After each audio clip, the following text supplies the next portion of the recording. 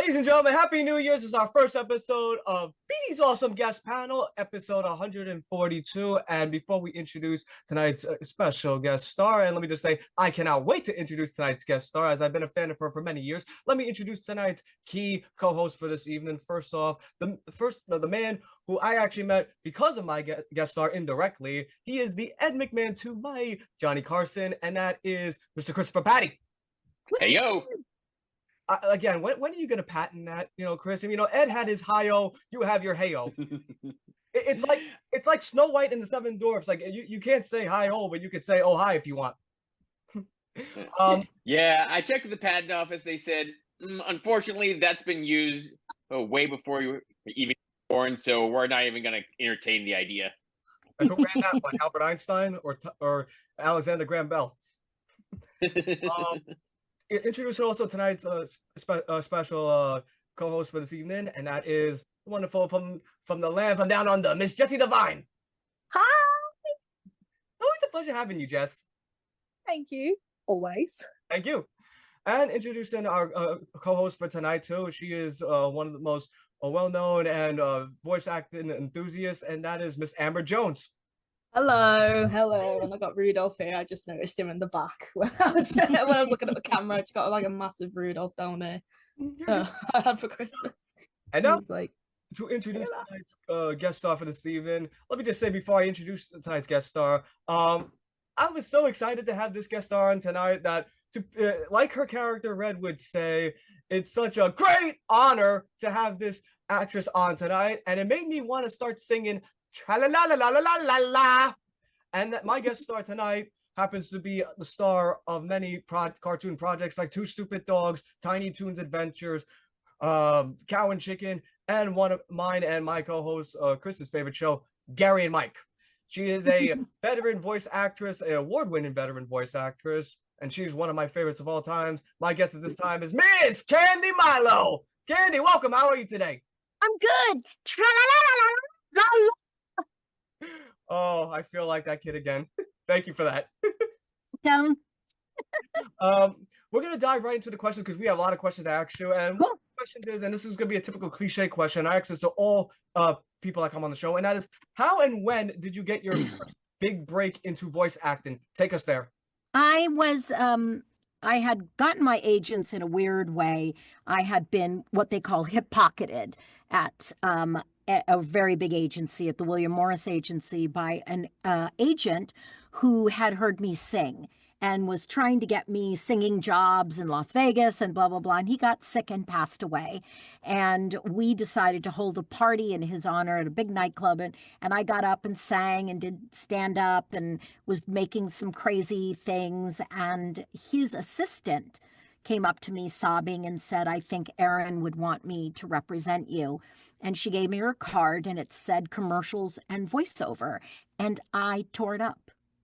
And I was like, I do not want to do voiceover. It's where actors go to die. I don't want to do, thank you, no. Thank you, no. Thank you, no.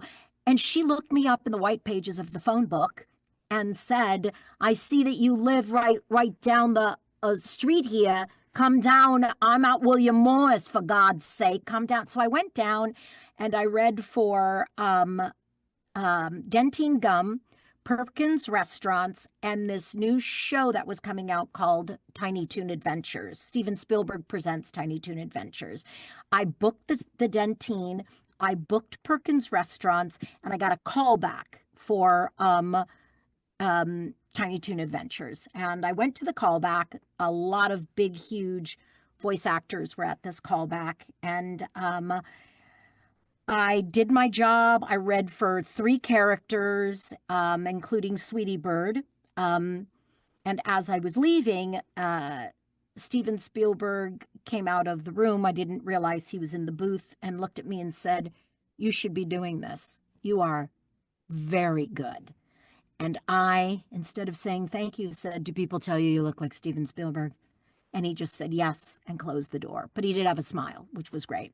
And that was my big break. And I had done, I had thought I had done really well. I had booked 3 of the characters on there. And then I realized that I was in a room with the big dogs and that it was a very kind of a political situation, and people were gunning for jobs, and agents were, wondering who I was and how did I get 3 roles. And it just turned into a kind of a mishmash. And it was fascinating to meet Steven Spielberg later on, who said that he was thrilled with the way that it came out, but would never do it like he did it again, because it was just it just became watered down, and it was just a weird thing. And eventually I left the show after 3 seasons or 4 seasons, and I forget how long it went on, but that was my initial break into doing it. And I did it for a little while, and then I started to do a lot of commercials. And I don't know, where are you based, Peter? Where are you guys? I'm based in Brooklyn, New York. Okay, so you guys didn't have Mervyn's department stores in Brooklyn, New York, did you? Okay, so I was the spokesperson for years for a department store called Mervyn's, which is regional, Chicago, like that kind of thing. And I was their spokesperson for like 7 years, and I was making great money. And I didn't, really want to get back into voiceover. And then leading into your and Chris's favorite show, I had gotten an audition for Mad TV, which was produced by Fax and Adam. And I kept getting called back and called back and called back. And it was like a 6 to 8 week process. And we had to work with people from the show. And then I tested for Mad TV. And I was, doing my characters, and I had the backing of Fax and Adam. And when I left the test, which was the live presentation of all of your characters under a minute each, you had to set the stage, you had to do the character, you had to make a scenario. And they were shocked that I didn't get it, because a couple of my characters were Hispanic. And they, at that time, Fox was like, we don't know, what nationality is this character? And I said, well, she's half Mexican and half Irish, which is why her name is Juanita O'Toole. She had the best of both holidays, is what she liked to say, Cinco de Mayo and St. Patty's Day. And it was a very funny character. And they were like, no, what about the Guatemalans? And I was like, oh my God, I don't know about the Guatemalans. I only know that this person lives in my head. So Fax and Adam walked me out, and they said, we're shocked to tell you that we don't think you're going to get it. We don't think you're going to be on Mad TV. And I was like, oh my God. Okay. And I was devastated and went home and laid like in the crucifix position, sobbing on my, the floor of my living room, just heartbroken. And then they called my agents, Fax and Adam, who are the creators of Gary and Mike, and said, we would love for Candi to do this animated series. And I went on it gladly. I thought it was like the greatest thing that had ever happened. I thought it was great, for your fan base here on your show. It was claymation. It was done by the people who did the California Raisins. It was high quality.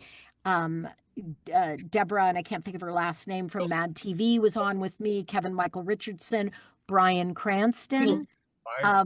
Like, it was the greatest time I'd ever had. And I think we got 2 seasons out of it. Because it was so long ago, and I don't know what I had for dinner last night, but it was so long ago. I think we had 2 seasons, and then it was not done, but it started me on the road to getting back into voiceover again. And then I came back really strong. So Tiny Toons was 89 through 91, like 92. And then I kind of laid out, and then I think 94, 95, I forget. And they picked Mo Collins is who they ended up going with for that season, which I think it worked out really perfectly fine. But that's my Gary and Mike story. Like, that's my story where they got me back into it by being so upset that I didn't get on. so upset that I didn't get on, that they created roles for me every week on Gary and Mike. And that I had a blast. I played like sewer people. Do you remember the lady that was in this? Yes, we do. Yes, we do. Chris and I have fond memories of that. Yes, I live in the sewer. I live under. I mean, like, come on. That is like the greatest. That was the greatest thing freaking ever. So, you know, The more people. People.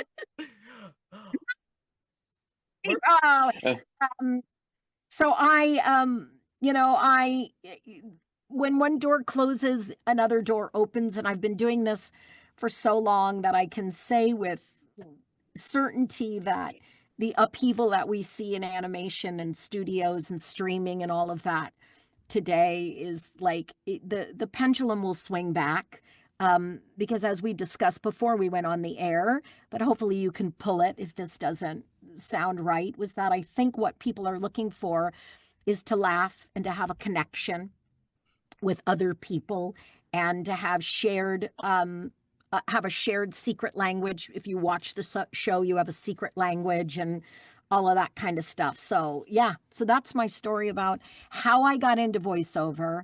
That's how I got into it, kind of moved away. And then how I got back into it was the universe saying, you're not going to be on Mad TV. Sorry, goodbye, sorry. Well, you know what? You mentioned, Gary and Mike, though. We're going to change things up a bit. Like, we're going to ask the Gary and Mike question now because we're all excited to ask that question. We're actually very happy that you have memories of that because Chris and I actually feared, like, because when we had people on the show, they don't remember certain things. We're just so happy that you remember Gary and Mike because I do. And not only that, but we've also had Adam on the show. We've had one of the animators on the show, Sarah what was her name, Chris? Was Sarah DeGauld? Sarah DeGaulle? I forget her name, but yeah, she was one of the animators. Yeah, she did Celebrity Deathmatch. She did a lot of claymation stuff. That's so great. Yeah, and I love Adam. I haven't seen those guys since back in the day, and I just owe them like a huge debt of thanks. I mean, I just really do. They believed in me probably more than I believed in me. Ooh, I'm sorry, I hit my computer. They believed in me more than I believed in me, if that means anything, which I hope it does. But yeah.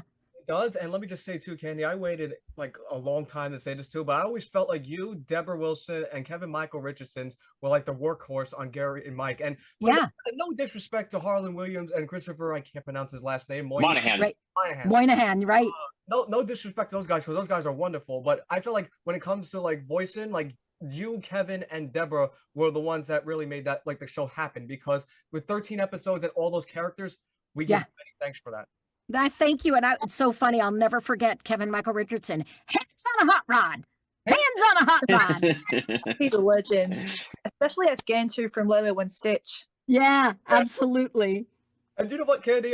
We're going to dive into the Gary and Mike questions. And okay, Andre, Chris here, take care of this because he is what I call like creative genius when it comes to Gary and Mike, and I'll let him explain why. But I just want to say too, like, two of my favorite characters that you portrayed was Wendy's grandma and what was the name of Jared Wessler's wife? What was it, Chris? Vanessa Wessler. God. Voice. Oh my God. And your husband on the show was voiced by Tim Curry. Oh my God. Oh my God. And then was it this show that Bryan Cranston was and Bryan Cranston was on Gary and Mike because Malcolm in the Middle, he had just auditioned for it and he was like broke and he was just auditioned for it. And he was like, I just did this pilot. I don't know if it's going to go. And then he said, I think it's going to go. And I think I'm going to have a job. And I was like, I'm so jealous, but I'm not. I'm a little envious, but wow, that's so great. And Deborah Wilson was my contact. She was the one they put me with at Mad TV to kind of show me the ropes. So I love her. She and I are good friends.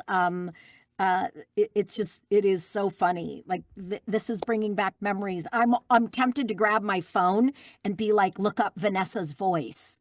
Because I do remember, but who was the guy that was on that 70s show? and he was also on it. I forget did he play Harlan? Yeah.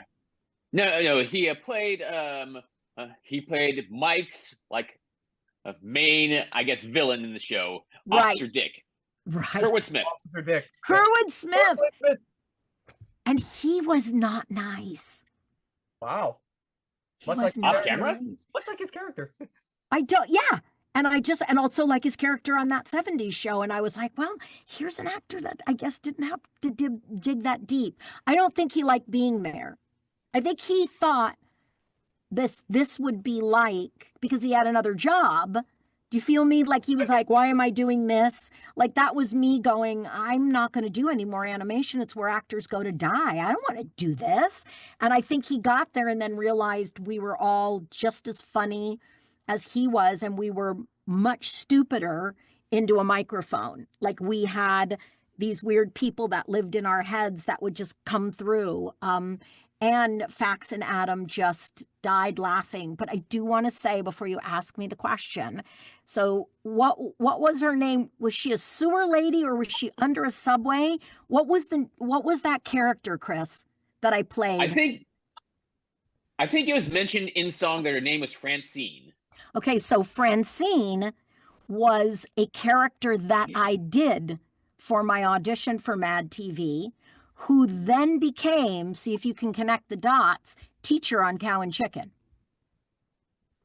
Huh, fancy that. I mean, you also played a grade school teacher in Gary and Mike as well. Yes, and that teacher, that character was a drunk kindergarten teacher that I did for Mad TV. And every day she thought it was her last day and then she was going to retire. So every day she came drunk and she would read and call them all little bastards. And I mean, that character Fox loved. And she would then break into song, and I had like a small child's piano that I would play and sing to the kids these bawdy English drinking songs. And so, you know, I have been doing a lot of these characters in my brain for so long. And what I loved about Fax and Adam was that they used all the characters that I did for my audition, which were, I think, 8 or 9 really strong characters. They used them all in Gary and Mike, which I thought was great. I had one that was a politician's wife that was high on Ambien. Every time the camera was on her, she would smile, and then you would see her kind of do like a Gilda Radner, where I would faint every single time, and they'd prop me up, and I would scream out, "Vote for my husband," and start applauding. So I'm sure that that's in there somewhere. Yeah. So go ahead, Chris. I'm sorry I went off on a ADHD tangent. So go ahead. What's your Gary and Mike question? I mean, before I even get to this Gary and Mike question, just a quick thing though. Although contrary to what some of the folks who worked on the show might think, including yourself, is that there were no 2 seasons of the show. It was actually just all 1 season. And Did we only get 13? Did we only get 13? Yes. I think only 13. Because what I feel is that we recorded more that they didn't air. I think that was it, because remember that back in the day, now you've got CGI where you can replicate in 6 weeks. It took a year to animate. So I remember working for 2 seasons in this tiny brain of mine, because I remember Bryan Cranston shooting Malcolm in the Middle. And then I remember down the road, it got picked up as a series. And that's when he left. They wrote him out and he left the show, but we continued to record. So, okay. Well, Gary and Mike. Maybe we did more. They just never aired them. Maybe that's Gary and Mike did at least have a sizzle and a pilot episode. Right. And the sizzle was by Corky Quackenbush, but apparently he wasn't really for the idea of actually making an entire series. He was only into doing shorts, apparently. Yeah. Yeah, and the pilot episode, I guess that they just found that some things that were in there just didn't really really resonate with the audience or something like that. Honestly, I wish they actually left in the radiation poisoning scene, because it's still indeed like I made a callback later into the Springard episode. Right. So it was also, yeah, sad that we didn't get to actually see them fall into that septic tank, whatever it was, swimming pool or whatever, or that they were like being cleaned up in. That's so funny. Yeah, I think that it's a lot of what's going on today is that it's a very different landscape. And I think back then when they pushed the envelope, like I did with my Hispanic character, who was she was a janitor at Fox. And I found a trash can and used a janitorial trash can that they take out the bags from the small trash cans and they put it into a barrel on wheels. I found one of those, and on the inside I put a pink boom box, but I had made a fake prosthetic ear so that it looked like a hearing aid because my character was hard of hearing. So that's how I could sing parodies of songs. And I think that my strikes were, I was doing a heavy Latina accent, and I am Hispanic, but I was doing a heavy Mexican accent. I was playing hard of hearing, like I had ear damage, so I couldn't make lyrics out. And then the lyrics that I did make were killing ex-boyfriends that cheated on me. So I'm sure Fox was like, oh no, we can't do this. And I'm like, look at the world today. If you had done, I'm sure I could have walked on any other show and they would have been like, how, I'm sure if I'd walked on In Living Color, which I also tested for, that I'm sure they would be like, because I did some of those characters and they were like, all the way hell yes, all the way hell yes for those. So I'm sure that if Gary and Mike, because it was prime time, it wasn't like it was Saturday morning, you guys. So I think that had they let it go, we might have gotten a second season. But you can't keep Fax and Adam down like you couldn't. I'm sure they just lost interest in wanting to do it because the cartoon world wouldn't allow them to be as Mad TV as they wanted to be, And I think not necessarily, right? Because yeah, when we had Adam on the show, and also when I had discussions with him about the show via Facebook chat, it was really just a case of like the studio like running out of funding, and well, actually the studio was folding and the network ran out of funding. Financial reasons pretty much just kept the show from going. Right. And I do know they did do I remember that because the claymation studio was floundering, was folding. I do remember that, actually. I do remember that. So yeah, it was because of 9/11 and that Wilton Studios had lost a tremendous amount of ad revenue because 24/7 and for probably the better part of 3 months, 6 months even, I imagine. I gotta forget now. That they were really just like airing stuff that was related to what happened to the towers getting taken down by those 2 planes, and it was just pure chaos for that studio, and I'm sure like a few other studios that suffered as well that depended on ad revenue. And the Knights of Nike, they decided to really start with a hostile takeover. They turned out to be real bastards. Yep. All right, so what is the question for Gary and Mike? Now I'm intrigued because you seem to know a lot.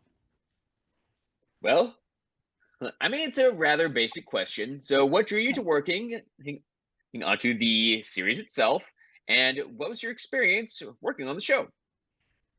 Okay, first of all, it was the most fun that I had ever had. I had never been in a room with without only voice actors we're all doing voice acting, that it was more fun at the table read than it was to be in the booth. Like the table reads, Kevin Michael Richardson losing his mind and doing all these characters and then making fart sounds and Bryan Cranston doubling over. Kerwood Smith was super nice at the table reads. I think probably he was nervous to get in the booth, with the insanity. Because I think what happened was they ended up recording alone. You'll have to ask Adam about that. But I remember it was just not a good time for him, because it's a craft that you have to know.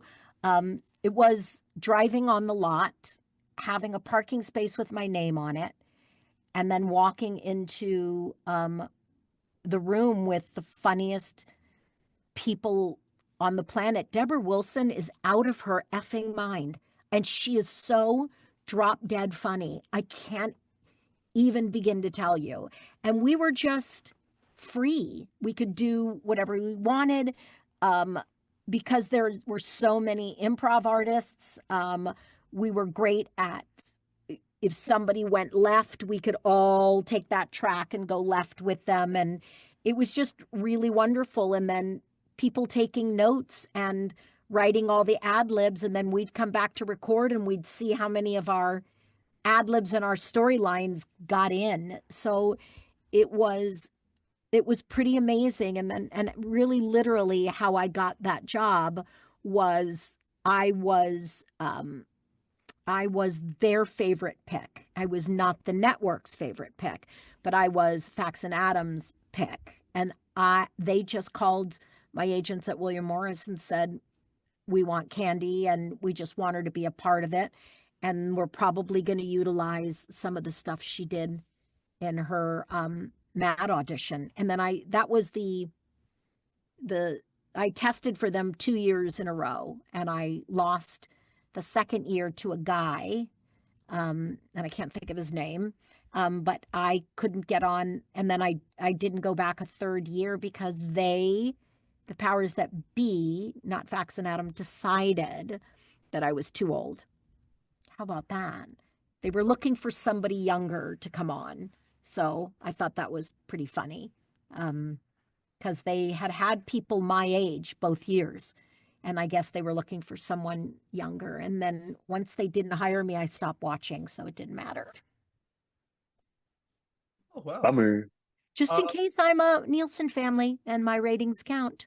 I never watched again. Yeah, but I did a lot of sketch comedy, but I loved working on it. And like I said, the most fun was the table read. We had a table read every week for 13 weeks. Apparently only 13 weeks, although I thought it was more. Maybe it is. Maybe they've got episodes somewhere that never aired or were never animated. I love to see those episodes. Yeah, and maybe they weren't even animated, Petey. Maybe they weren't even animated. Maybe they just have the recordings, the raw feed. We'll have to find out, because I forget where we did it. I think we did it on, not the Paramount Lout. I think it was Sunset Gower is where we did the table read, and I think Sunset Gower. So I don't think we. It wasn't at Will Vinton Studios. It wasn't at Will Vinton Studios, which is in Portland, Oregon. That is where they animated. That is not where that's not where we voice record. We voice record in LA where we all live. And we didn't have any of this back then. There was no Zoom. There was no, real digital anything back then. So no, we went to Paramount. That's where I think they did, not in a soundstage, but they might have had a booth. I'll have to look up Adam and ask him, where did we record? But we were on Sunset Gower in the second story of a room, and I forget that there was somebody in my spot, or they had forgot to put my name card on this spot. So I parked in somebody else's spot, and it turned out to be a huge producer from Days of Our Lives, and I walked out to them backing up a tow truck, and then I was like, "Oh my God, I'm so sorry," and the blah blah blah blah blah. So anyway, just wanted to say that. So it was fun. I loved doing it. That's cool to hear. Amber, you had to say something. I saw you had your hand. You raised your hand. Yeah, I'm really sorry to have to do this, but I'm gonna have to bail out here. I'm Oh, still feeling really no. rough from my cold, and I Oh. feel Oh, really honey, tired. I'm sorry, Um, Amber. It's fine. Oh. It's fine. Yeah. Yes, I'm so sorry. I'm really I'm sorry. glad to see you, even though your nose is getting a little red. No, it's just a mistake. Is it? I don't know. I can't I'm tell, teasing but you. yeah, I Can't am. tell ya. I could, you know. Yeah, you're welcome to split up my questions though. But Candy, thank you, and I'm really sorry. I can't. No worries, sweet girl. I don't We will really see you understand again today. soon, I'm sure. Feel better, Yeah. Amber. Feel Thank better, you, Get well guys. sweetheart. soon, and Thank you. I love you guys. Take Bye, care. sweetheart. Bye. Bye. Bye-bye. we Cheers. love you too. Jess, you've been very, very quiet, and I felt bad. Like, you want to ask Candy your first question?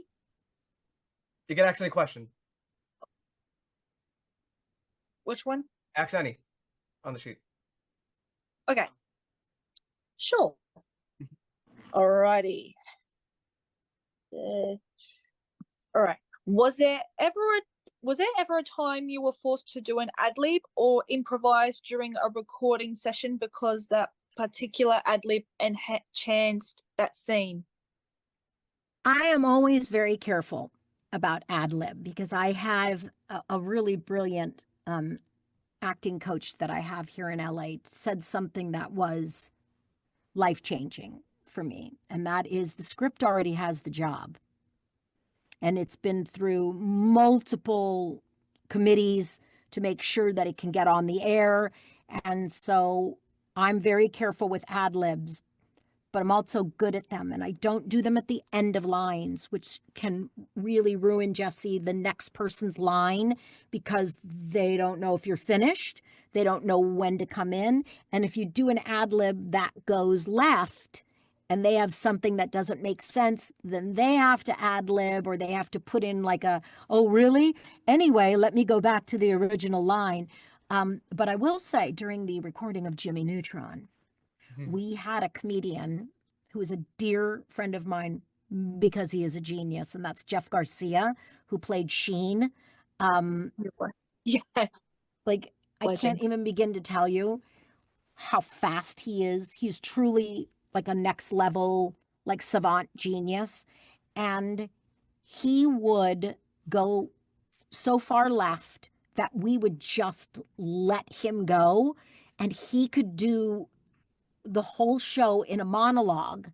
And he had a doll, his character had a doll that he loved called Ultraman, and he would go off on Ultralord. Ultraman, and we would wait till he finished. And the greatest ad lib I have ever heard was Rob Paulson, who played Carl, who, when he finished, Rob Paulson looked at him, and on mic he says, "Jesus helps me to trick people." And I fell out of my chair. Everybody in the whole room started laughing. Everybody in the booth on the other side of the glass was laughing. And we were just gone. And to this day, because we were all just in Houston together, if Rob Paulson looks at me and does the Carl voice and says, "Jesus helps me to trick people," I will wet my pants. I even start laughing on a stage. Like sometimes we do panels at these Comic-Cons, and I will just start laughing. So that is a really great way of doing of an ad lib. And then I will tell you the worst thing that I ever heard in an ad lib. I'm hoping this is getting to your question, but I directed a pilot for an animated pilot for Disney, and my friend Scott Peterson wrote it, and it was just brilliant. And I directed Wayne Knight and Selena Gomez, and it was really great. And they had hired a comedian who had not done a lot of television work, and who knows where this guy came from. And he was every line he would do a different voice. And every line, he would do an interpretation of the line in a different voice than the one he was cast in. And he would change the meaning of the line so much that the next person's line didn't make sense. And so I had to kind of get on what we call get on the button and say, "Hey, I'm going to play you the voice that we selected. And then that's what we want you to stay with. And if you're having trouble, delivering it so that the next line makes sense, just ask me and I'll tell you how to say it. And he was like, no, got it. And then just kept doing the same thing. And at one point, we were at Margarita Mix here in LA. I started to bang my head on the console. I was like, who hired this guy? Because I didn't do the hiring. Who hired this guy to do this? It was just absolutely awful. And the weird thing was, I was getting blamed as the voice director for the mess that he was making.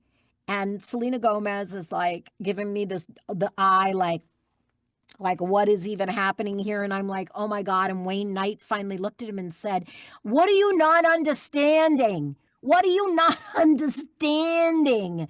Do the line in the same voice they played for you. And it was finally everybody's lines were gotten, and we had to have him stay and do all of his lines. And then they called somebody else in and got somebody else to do the part. And I just walked out and said, I don't think I need to ever do this again in my life. This is ridiculous. So I just want you to know that's the danger and the upside and the downside of ad-libbing.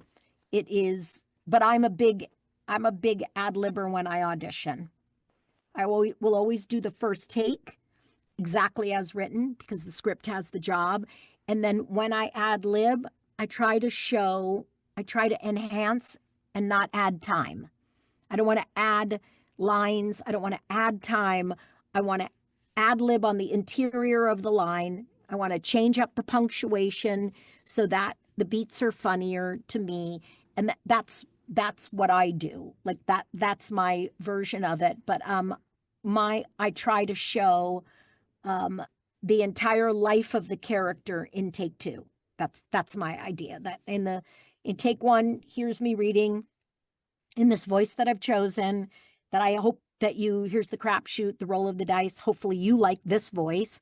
I will not do a second voice. I'll keep that voice, but then I'll change up and add some ad libs. And for me, if the drawing is funny and the writing is really good, I don't do anything. But if the drawing is funny and the writing is like not illuminating enough, it's like you get words like, where are you? Like lines like, where are you? There's nothing illuminating about the character.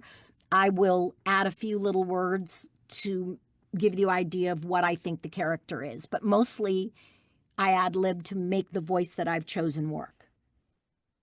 Awesome. And let me say this too, Chris, before you ask your question, I just want to piggyback on what Candi said about bringing the character to life though. I just want to say two reasons why I love your characters on Gary and Mike, which was Wendy's grandmother in the episode Furry Duffel Bag, and also Vanessa Wessler, is that how you emote with the characters. Like when you're mad, it's like it was like entertaining to see these characters like come to life. I'll give you an example. In that Pete. Yep. It always drives me nuts. It's not the furry duffel bag, it's just the furry duffel. Are you sure? Like you always add bag at the end. It's just I thought it was bag. No, bag. You don't say bag. The furry duffel.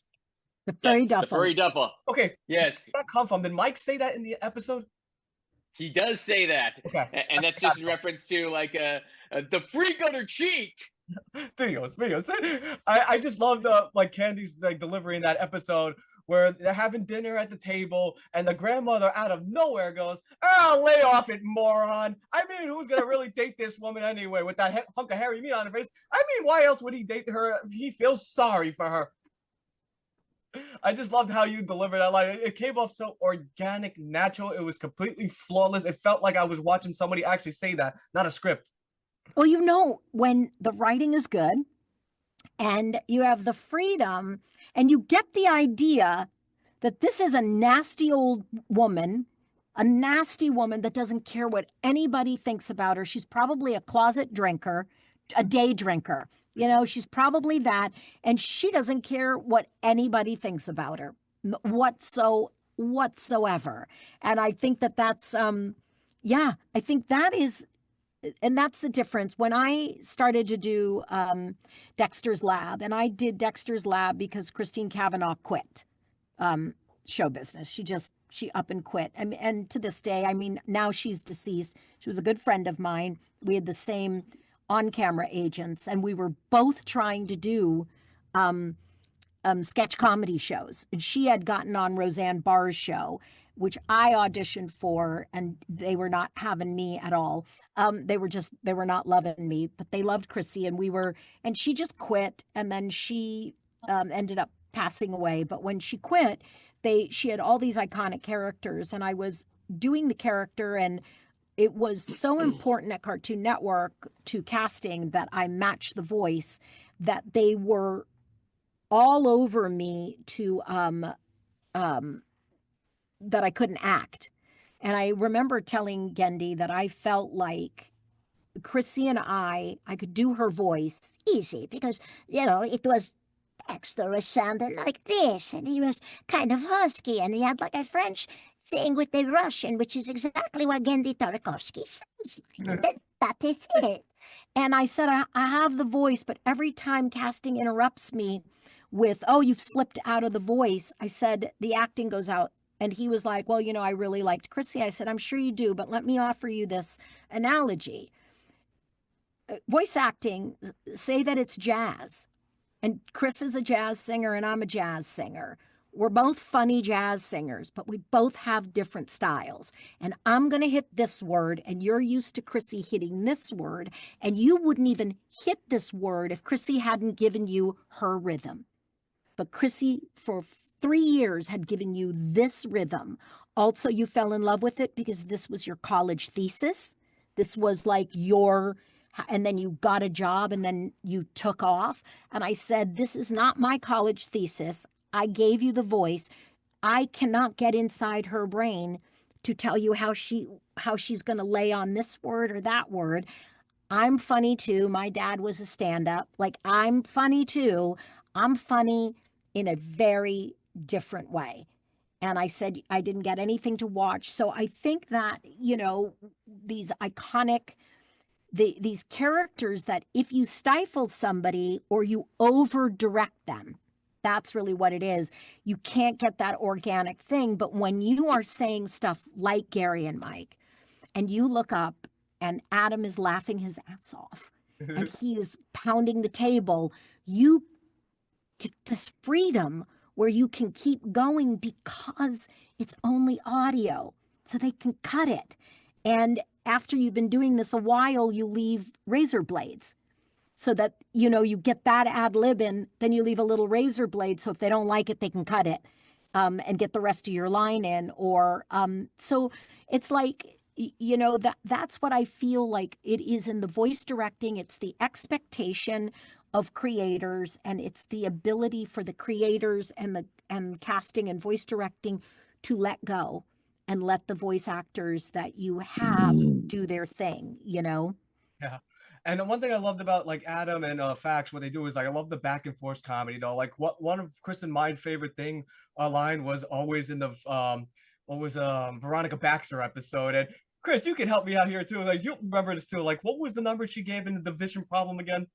How much time was it the 21? How many times? How many times is 21 going to 63? Okay. You remember, and while we're getting at this, Candi, it's like, what was that line they gave at the end of the episode, Chris, between Gary and Mike? I'll feed off it. Hey, Gary, how many times did 21 go to 63? Shut up, Mike. And then there was another one when they talked about Gwyneth Paltrow, and it was like, oh, is it Gwyneth with or without the balls? All right, shut up, Gary. I just love that kind of humorous banter. It's so great. It is so great. And and that is what they're good at. I mean, their dialogue was spectacular. I mean, that was it. You think that a show is won or lost on the animation, and the show is won or lost on the voice acting delivering the dialogue. And I just really believe that that's that's my feeling, because you can have the worst animation in the world. You can see it on YouTube. You can see it on new people doing the animation themselves. They don't have the money, the time, like to really create it, but the dialogue and the story is so damn funny. It's so good that it kind of takes off. Do you know what I mean? Like, Well, yeah, I'm surprised like 12 Oz Mouth had so many episodes. Right? What's up with that? BoJack Horseman started on YouTube. Yeah, I figured it was like Netflix exclusively. Started. That's where they found them. That's where they found them. Then they bought it and recast it. But so many, I think Adventure Time was a YouTube. Started there. Yeah. So I think that, it's just that's my belief that we are drawn to characters that are funny. That's what it is. And a lot of times the animators are not great writers, and they hire writers, and then sometimes the animators are also great writers. Like Candi was writing a lot of it until he wasn't. And was Craig writing? Craig McCracken? Craig McCracken was writing, Chris Savino was writing, and a guy named Steve Marmel. And when Savino and Marmel took over, it just kind of went weird and south. And and you'll find out in later times that there's a reason it kind of went weird and south. And then they just needed to wrap it up because Candi was busy. Candi had left, blah, blah, blah. And you were not true to his vision anymore and his Dexter.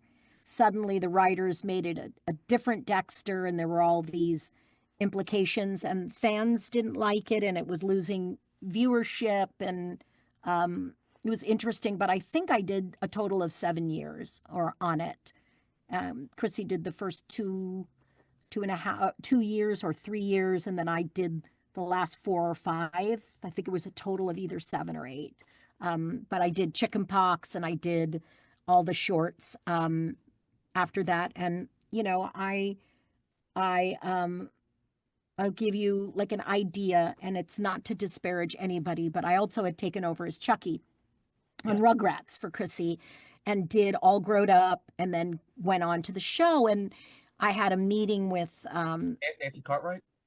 Yes, they replaced me with Nancy Cartwright because the writing was bad and the animation on the show. So I had gone to Klasky Chupo, and Arlene Klasky and Gabor Chupo were going through a divorce, and they were splitting up properties, and he was the animator, and they got these animators, and now it's CGI, and now it's very pastel. It's not the same crispness. So it was dying. And they decided what would bring it back would be to have a celebrity do it, a celebrity voice person do it. And it was a lot of political stuff. She ended up switching agencies to the person who was voice directing and who had facilitated the move. And she is completely innocent in all of this. And they really wanted her. And so she came in and did it. And if you listen to it now, it sounds nothing like Chucky, because she cannot do the voice, but she also has an ironclad contract that she cannot be replaced. The series has to go down. She has to play, and she cannot be replaced with me. And we're friends, but she can't be replaced with me because the agent that she had, I had just fired. So, and I was with the new one she was going with. And it just was like, that's why I'm saying it's so political. So that to me is everybody wants to blame Nancy for not being able to do it. And I'll tell you, you would accept that voice and the show would be killing if the animation and the writing were great. But it isn't. And they got all new writers, and I think they're absolutely great, but it isn't what it used to be. And that's just from fans saying, oh my gosh. And I say, well, it is, it was never my job. It was Chrissy's job, Chrissy Kavanaugh's job, that we all filled in for. That's what it was. And if they have to take it away, it's totally fine. And my shows are my shows and everybody else's shows are their shows. And that it was just weird because I had had a psychic just tell me, what do you do? Do you do something with your voice? And I'm thinking back in the day, oh, I'm a singer. And I was like, oh, wait, no, I do a lot of animation. And she said, but you're not a Rugrat. And I said, no, but I am. I just took over for Chucky. And she said, oh, you won't be for long. And I thought, well, thanks. Thanks so much. Thank you. Thank you. My bank account thanks you. So that, that is why I say the script has the job and you just have to read it. You have to know where your line is coming out of, what you're leading into, what you say, what's the next line. And if you know what the next line is, you know how to say your line. And if you read it and you know where the script is going, you know how everything should sound. And so I really believe that really good actors are in voice. The people that make you laugh, and thank you guys that I'm one of them, is if you just leave me the fuck alone. Leave me alone and I will make you laugh. If you ride me, then I lose the rhythm of what I've decided this character is. It's better to like get it all on tape and then I'll do another take if you didn't get what you need. But don't interrupt me, which is what would happen on Dexter's. They would interrupt and I'd be like, oh my God. Oh, actus interruptus. Oh my God, you just interrupted me. Now I don't know my train of thought. I'm crazy. You can't do that.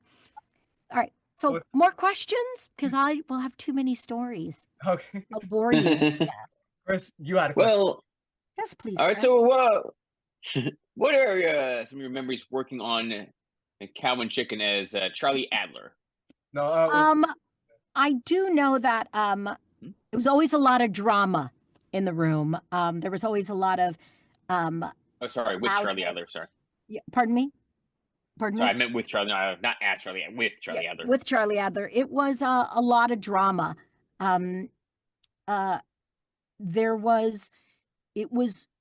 We had David Feast created the show and oh, here I am. I'm fine. I look better when I don't have my glasses on because now I'm blurry. So I loved working on the show. I remember I think it was Tom Kenny's first show, and he played one of Chicken's friends, and Howie Morris, who was the rock thrower on Mayberry RFD, and he had just directed me in a play, and myself as mom, Dee Bradley Baker, and then Charlie, and then I think a little bit of the way through, they would record Charlie by himself. But in the beginning, we were all in the same room. And I'm just thinking that's really the entire cast. And anytime we had a guest star or anything. What was Michael a guest star or Michael Dorn? Was he a guest star or was he Yes, Michael. No, he was on IR Baboon. Yeah, Weasel. I Am Weasel and yeah, IR Baboon. Yeah. And those were both David Feast shows. And it was it was loud and fast and funny. And Chris Zimmerman was directing when we were all at Hanna-Barbera. And just so all of your subscribers know, Hanna-Barbera was on Cahuenga Boulevard in Los Angeles, and it had the Flintmobile from the Flintstones in the roof of the building. So it was this place that looked like bedrock. It looked like bedrock, and then it had the Flintmobile like there. And then Dino lifted his tail so you could drive in to the parking lot. And we had, I'm trying to think of her name, who was the receptionist who had a high blonde beehive. And we sat in chairs that were rocks, but they were super soft. And we recorded, that's where we recorded Two Stupid Dogs, SWAT Cats. I remember that. And I think I met Charlie on Tiny Toons because he was Buster. Then we worked on SWAT Cats, and then I auditioned for Cow and Chicken. And I had originally gone in to audition for Cow, and while I was reading, I read all three characters in a row, and David Feast thought that was really funny, and that's how I got the role of mom, and then the role of teacher on that, which you will hear over and over again in my repertoire. And it was a lot of fun. And you didn't have that at other studios. So Hanna-Barbera, for your listeners, your watcher, became Cartoon Network. And when Time Warner and Turner sold it to Time Warner, Warner Brothers, Warner, and we went into Cartoon Network Studios, and that's where we could be out of our minds, and nobody was worried about it. But at Hanna-Barbera, Hanna and Barbera had their offices there. It was amazing. You could walk by and wave and then go into the studio, and it was really wonderful. And then we moved over to Salami Studios as they were closing down Hanna-Barbera, and I think somebody had passed away and they sold the building, and I don't know, but we were moving into the other ones. But we recorded at a place called Salami in one big room, and that's where I remember Howie Morris being Ernest T. I forget what his name was. I want to say Ernest T. Stubbs or something like that. He played an insane rock thrower on the black and white version of Mayberry RFD. And he used to talk like this, and he would say chicken. And Tom Kenny was one of his friends, and D. Bradley Baker played a friend, and D. Bradley Baker also played a pirate flag. And he was you channeled a little bit of Clement Earl right now. That said, well, the Jolly Roger had no teeth. The him would talk like this, and D. Bradley Baker made the pirate flag talk like this, and we would just be gone. I mean, we were just gone. And there's an episode that aired once, Buffalo Gals. I remember that. Oh boy! In the middle of it airing, they pulled it off. I remember exactly why they cut it off. Yeah, I was never around for that one. I never Come saw on. it, but You I saw might it have to a little bit YouTube it.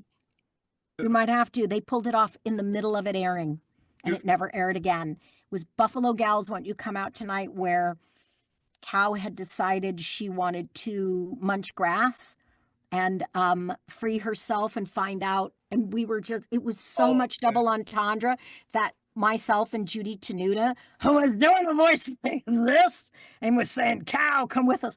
We could not get through the episode. We could not get through any episode. I mean, we couldn't get through any of the lines. We were laughing. We were absolutely doubled over. All of us, everybody, people in the booth, they absolutely could not believe it, how funny it was. I just, that is the greatest thing. So when I say it was always a lot of drama, there was never something where a record was normal, ever. It was always, we had, I don't know if it was Bo Diddley, but we had the Ballad of Teacher. So where she was like, listen, everybody, because it's Ballad of Teacher. And she did this whole like rap thing. And I forget that the person playing the guitar was like a bluesman. It was constant drama, and it was so fun. That's all I'm going to say. It was constant drama and so fun. So fun. And we don't do that anymore. And what we do now is what I like to call the Disney model, where everybody records alone because they use so many celebrities and et cetera, et cetera. Everybody records alone. And so you rely on the voice director to give you the exact reading of the line before you. And God help you if you're the first one recording, because you don't have anybody to read with. You don't have anybody to act with. So you're just reading English into a microphone. So well, I love the jokes on Cow and Chicken. There's one episode in particular I love though, and I'm gonna get that to in a second though. But I remember because it was one of the few episodes I got to see you and Lori Allen in the same episode, and I love Lori Allen's work. And it was the one where the girl had a crush on Chicken, and then their parents find him in the dumpster, fearing that he had cooties. It was the cooties episode, and he feared for his life he had cooties, and then D. Bradley Baker in his wonderful dad voice goes, "Oh, son, you don't get cooties from girls. No, you get it from toilet seats." It's like another favorite line is, What is Cow's favorite doll? Piles. Piles the warthog. Oh, Piles. Crab's the warthog, right? Crab's the warthog, but what was it? Piles Piles the beaver. Piles the beaver. And manure the bear. Right. And my favorite. Welcome to the mind of David Feast. Oh, it was wonderful, especially the line where it was like, here, chicken, this grandfather's clock was passed down to all the ladies in my family, and including myself. So now I pass it on to you. And you're like, don't cry, Dad. As mom, oh, don't start crying, Dad. And do you know that we didn't have an upper body? Like if you pulled out, we were only half bodies. Because I have a cell of mom as only a half body, only the lower half, just so you know. So picture of like what people said they look like though. It's like there was an episode where Chicken pulls out two mannequins and they said that was actually what mom and dad looked like. I can actually show you the picture too if you want to see it though, what mom and dad look like.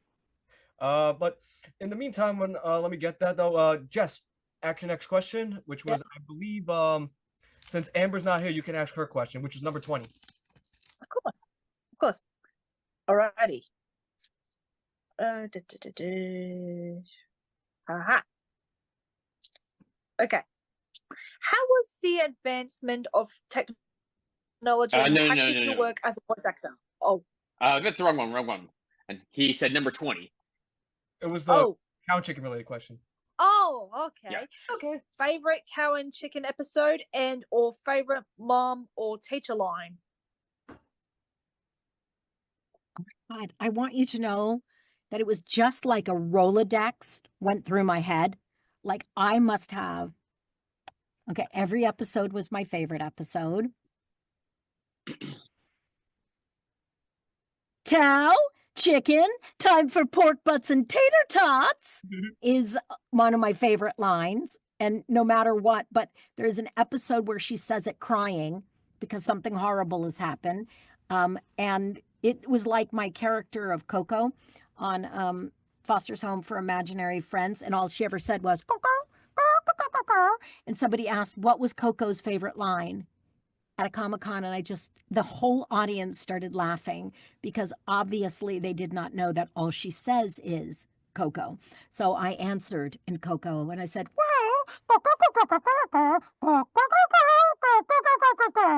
and people started applauding. And I thought, it is so easy what I do. It's just so easy to make people happy. So my favorite mom line is that.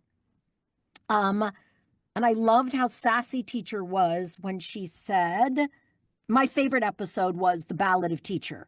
So when I did the whole show was about Teacher, and I did it in like, well, listen, everybody, and I'll tell you the story of Teacher, and it was me with a guy with a banjo or a guitar. It was like hilarious, fantastic. Favorite episode, favorite Teacher line would be, shut your pie holes. Sit down and shut your pie holes. God. And that was my character from, which would have been the last day of teaching of my Mad TV character. And that was it. And her name was Juliet Fishberg von Rosenstein. That was the name of that character. She'd been married 7 times and just kept everybody's first syllable of their last name. I love when you portray characters like that, especially when you played the teacher in Cow and Chicken, though, because I really love the line where she was actually demonstrating. There's like a picture of a pie and a picture of a hole. She goes, there, look at your class. This is a pie, and this is hole, as in pie hole, which is what you should keep your mouth shut. And then there was another one. Chicken, I can't teach when you interrupt me. Now shut up. Now where was I? Oh yeah, I was teaching. Teaching. Oh man, but I also want to get your thoughts too on working on, we talked about this in the beginning too, working on Two Stupid Dogs as Red and working with Mark Schiff and Brad Garrett. Oh my God. Brad Garrett, that's who's in the picture. It's me, Brad Garrett, Jeff Glenn Bennett, and I have 2, one with June Foray and the other with Okay, wait. I will find that photo. It's making me so mad because I don't think that I can type in Carol Channing. I don't know. Okay, so I'm not. Was Jess Harnell in the picture? No. Okay. No. Okay, wait. Carol Channing? He was really good. No, that's not it. Anyway, I have this picture of Carol Channing, and it was Two Stupid Dogs, and I believe that she played. Did she play the grandmother in that episode? The witch. The witch. So we're sitting there, and it's the same engineer for Cow and Chicken, and it's Eddie, who just passed away. And Eddie says to the room, somebody's making noise. And he said, and Carol went like this because she had a gorgeous, gigantic, fake gold jewelry, but it was a beautiful necklace. And she had earrings, and she said, oh, my earrings are hurting anyway. And she took them off because we had headphones on. And then she said, let me see if it's the jewelry. And she sat and she did her line. And he said, no, I'm still getting it. And he said, I think it could be your jacket. So she takes off her jacket, and she's got sort of a poplin shirt. And I don't think I own a poplin shirt after 36 years of doing voice acting because it makes a sound. It's a poplin cotton. Think of it as a men's dress shirt that's been pressed. So he says, oh my God, it's still making noise. And the voice director at that time says, let me go get you a t-shirt. I've got one, a Hanna-Barbera shirt. And she was like, that's okay. And she stands up and unbuttons her shirt and takes it off. And I want to say for a 70-year-old at that time, had the best boobs I had ever seen in the best looking black bra on the planet. And I stood up and started to clap. I just stood up and she looked at me, and that's why I want to find this picture, because she is hugging me, because I don't know if it was planned. It would hit me as something she would have done, but I know that she did not. Everybody talks about, oh, she did it again. She only did it once. People like to say they were in the room. I have photographic evidence that they were not in the room. They were not in the room when it happened. It was unbelievable, and it was like I have a picture of it. It was the greatest moment of my life. And she sat back down and did the entire episode. And I think Jeff Glenn Bennett or Brad Garrett looked at me, and I had known him forever and ever from before, from doing stand-up. And he looked at me and he said, my eyes will never be the same, in that husky voice. My eyes will never be the same. She looked up at him and went, you're welcome. And I thought, oh my God, I love you so much. I love you so much. Oh, wait, I know where the photo is. Oh, hi, guys. It's in favorites. Okay, wait, it's in favorites. Wait, back. No, I'm sorry. Wait, back. We do not like this. Done. Okay, so how do you get on your new thing? How do you get favorites? Have you seen what they have done to our photos? Okay, wait.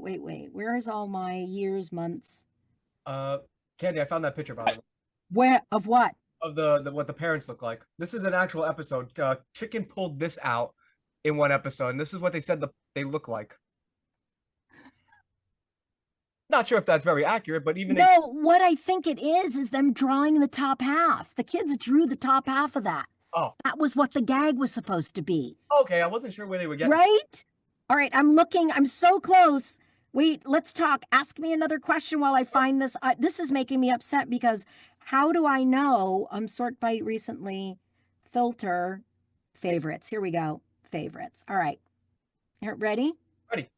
Okay. Wow.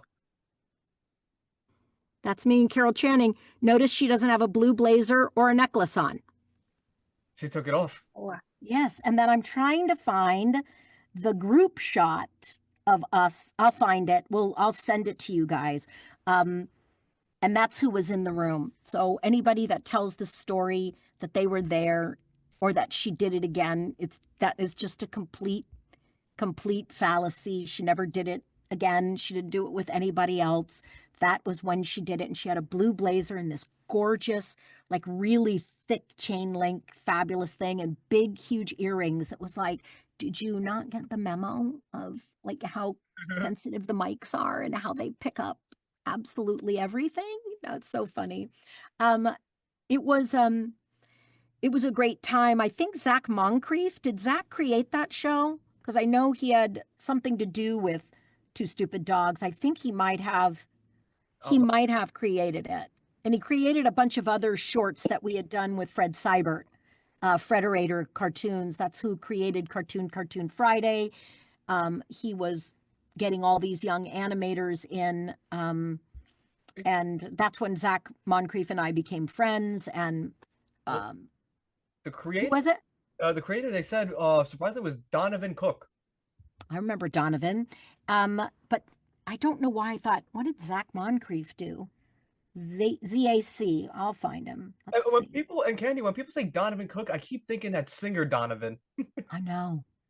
What did he? And he's got Zach Moncrief, art department. Oh, look, he came right off with just Mon, Zach Mon. No, thanks. Let's just see what he has done. What was he? Phineas and Ferb, G Happy. Oh yeah, cartoons, art department. What a cartoon, art department. Let's just see. Camp Laszlo. What did I work on? Brandy and Mr. Whisk. He was on My Life as a Teenage Robot. I did. Hey Arnold. I did. Kim Possible. I did. Let's see. Fairly Odd. Let's see. Johnny Bravo. Oh yeah, cartoons. Wait. Two more Timmys. What a cartoon. Yeah, I don't know why I thought maybe he just drew on a couple of the episodes of Two Stupid Dogs, but I did love working on it. I think that all of that, but you know what was great about it, guys, and then COVID came along and wrecked it, was the room. I mean, that's really what it was, the room where you have Rob Paulson saying, Jesus helps me to trick people, and me falling off my chair. To this day, I don't know why, just to hear Carl swallow his L's. I don't know. I feel kind of cool. I love it. All right. So what other questions do you have for me, boys and girls? Before we ask the next question, I just want to say, like, it's a damn shame we never got to see on Two Stupid Dogs Phyllis Diller and Cheryl Cannon in the same scene. Imagine those two together. Can I just tell you, I work with Phyllis Diller and I forget the show. I almost want to say that I was a guest star and she was a guest star.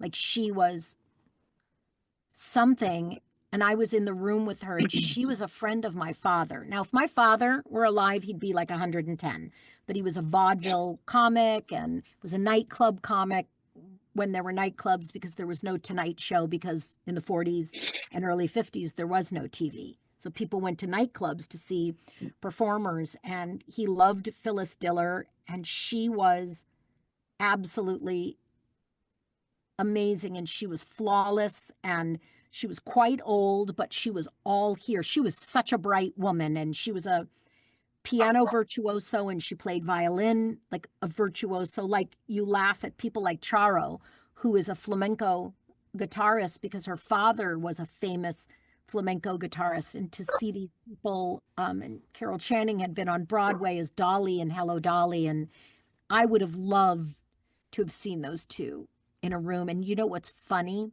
I was thinking of Phyllis Diller and thinking to myself, before you asked it, how wonderful it would have been to have them both in a room. I'm trying to think whether or not we had June Foray and Phyllis in a room, and June Foray, I'm sure, was in a room with Carol Channing. Like, it was really amazing, really amazing.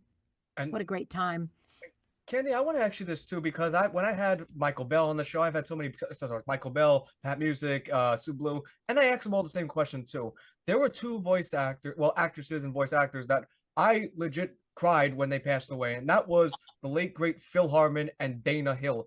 Oh my God! Any memories of working with those two legends, and if so, Okay, what can you share about these two legends? So I had auditioned for news radio, and Phil Hartman was a client of William Morris when I was a client. And I had gotten an audition through the voiceover department.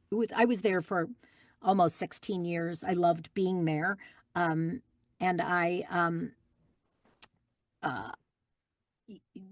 remember being in the booth with Phil, and he was a genius, but he was the kindest, most secure actor I had ever met in my life. The funniest guy, very handsome, very funny, very sweet. And I got the audition, but I didn't get a call back. And I remember that I had to go into the booth with him a few weeks later at William Morris, and I was embarrassed that I didn't get the job. And I said it right when I walked in. I said, "Oh, I didn't get that. I didn't get to get a call back." And he said, "Well, I'll hope you'll come back again. I didn't know that you were coming in, and I hope that you'll come back again." And I thought, "Oh, I hope so too. That is so nice. That is so nice." And you could tell that he genuinely felt bad. And I was like, I'm really fine. Like, I'm really fine, but thank you for being concerned that I almost didn't have a job, but I did. I have other jobs, and I did a ton of commercials, so it was fine. And then Dana Hill and I were good friends because we lived right around the corner from each other, and she used to babysit my daughter when she was first born, and she was a lifelong child diabetic who just didn't take care of herself. She couldn't get herself regulated, and it was just an awful situation. I think I cried more when Phil and Dana died than I did when Chrissy died, Chrissy Cavanaugh. I just was, both of them gone too soon. Both of them should be here. Right? They should be here. They should be here. And it's funny, I'm friends with Lorraine Newman, who is amazing, and she was always my idol. It is why I auditioned for sketch TV, because I wanted to be Lorraine Newman.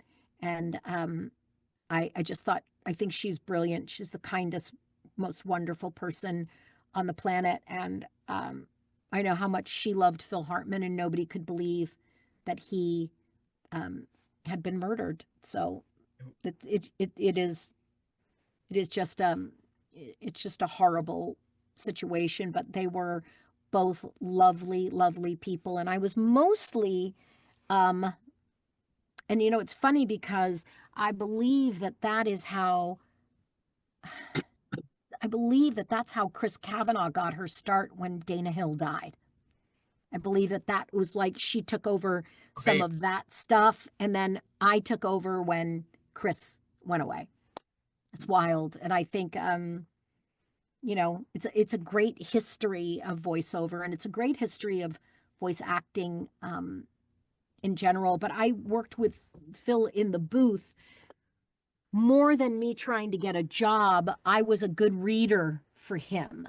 Oops, excuse me. I keep hitting my computer. I'm sorry. That's I was a good booth reader, because I knew not to step on their lines. So when they were auditioning for large accounts, I would go in and read the other parts with them. And another person I read with a lot, who I adored, was Matthew Perry. And he was a client at William Morris, and we would go into the booth, and I would be his reader rather than having the booth read. And a couple of times, the other things were available, the other roles in the spot were available, but a lot of times they weren't. And I just went in to read because I was there doing other auditions. And then they would say, "Do you mind hopping in the booth?" And I'm like, "No, I love you. You're so funny, Matthew. You're so funny." So yeah, those were the days. And another one too, like they don't really mention her too, but I had to mention her too because when I had Mona Marshall on the show, I could not help but bring her up, and that was Mary Kay Bergman. Another one I was taken to was way too early, and it she should be alive. Like you said with Phil and Dana, she should be alive right now because she was such an incredible talent. It was, And you know, the depression and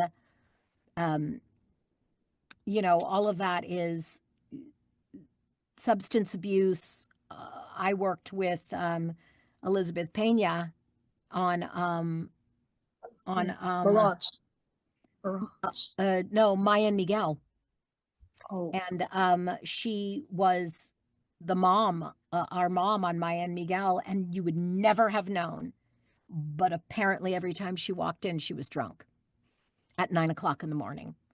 And it's just not enough care for our actors, but mostly our actresses, who suffer from substance abuse for whatever reason. They self-medicate for mental illness, depression, anxiety. And then also in that room was the abuelita. The grandmother was the actress who played the murderer of Selena in the movie with Jennifer Lopez, and I can't remember her name. And she was also hammered in the first thing in the morning. And they hid it so well. And it wasn't until afterwards, the voice director was Sue Blue, that afterwards Sue would say, am I high? Or it's like, and I was like, no, I think you're right. I think they're drunk. I think they're drunk. And she was like, no. And I don't think they got drunk together. I think on one show, and I was always sitting next to Lucy Liu, who was amazing. And we would plow through our lines. She was the sweetest, funniest, so good at what she does, so beautiful, so kind. I don't think she noticed because she just stayed in her lane. But Maya and Miguel, Nika Futterman and I were the leads. So we were in every scene and there the full 4 hours. And it was one of those where we were like, pienso que something is not right. So, yeah. I want to ask you too, Candy, because when I had all these stars on, this is a question I ask every single guest star, and that is, every time when I'm not on a strict military-like diet, there's times where I would fast until dinner time. I am an absolute huge foodie. And I know you worked on so many different production companies in the past, so I was curious to know which one had the best catering company, and what was your favorite meal in catering? Okay, the best, how could you drag this from my memory? Best catering company on the planet was on Cool World. Okay. On Cool World, they had this steakhouse. Frank Mancuso Jr. was our producer from Paramount on Cool World. Ralph Bakshi, God love him, was out of his mind, but they loved him and they were making him happy. And I was very pregnant with my daughter. I was like from 6 to 9 months, 6 to delivery of my daughter on that set. And they hired me because Ralph Bakshi is an amazing human being.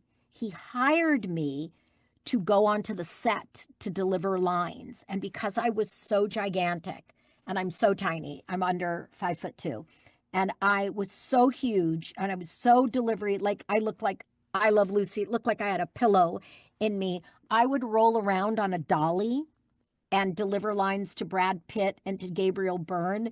And then we would go and eat with the rest of the crew. And Ralph Bakshi knew I was really struggling, and my ankles were getting swollen. I was so close to delivery. And he made sure that myself and Pat Pinney, who made his fortune singing, "Oh, listen, a pineapple under the sea," that's him. And he is like set for life because of that. He and I got to eat with the producers at a producer's table in their tent. And I'd never had food like that before or after, since, or because, and when, during, after, behind, in front of. I've never had food like that. It was the greatest, like grilled artichokes, steak, baked potatoes. And I'm like eating like an animal. And that was the best catering.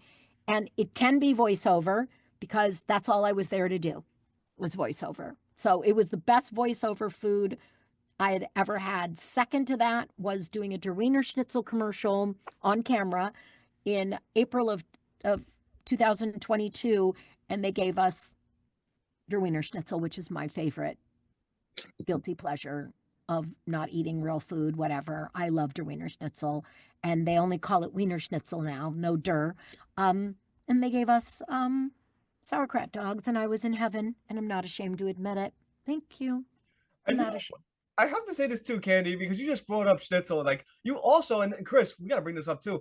There's another character you played on Gary and Mike, where you actually played a corn dog waitress, and you served it to bare naked ladies, to the group Bare Naked Ladies.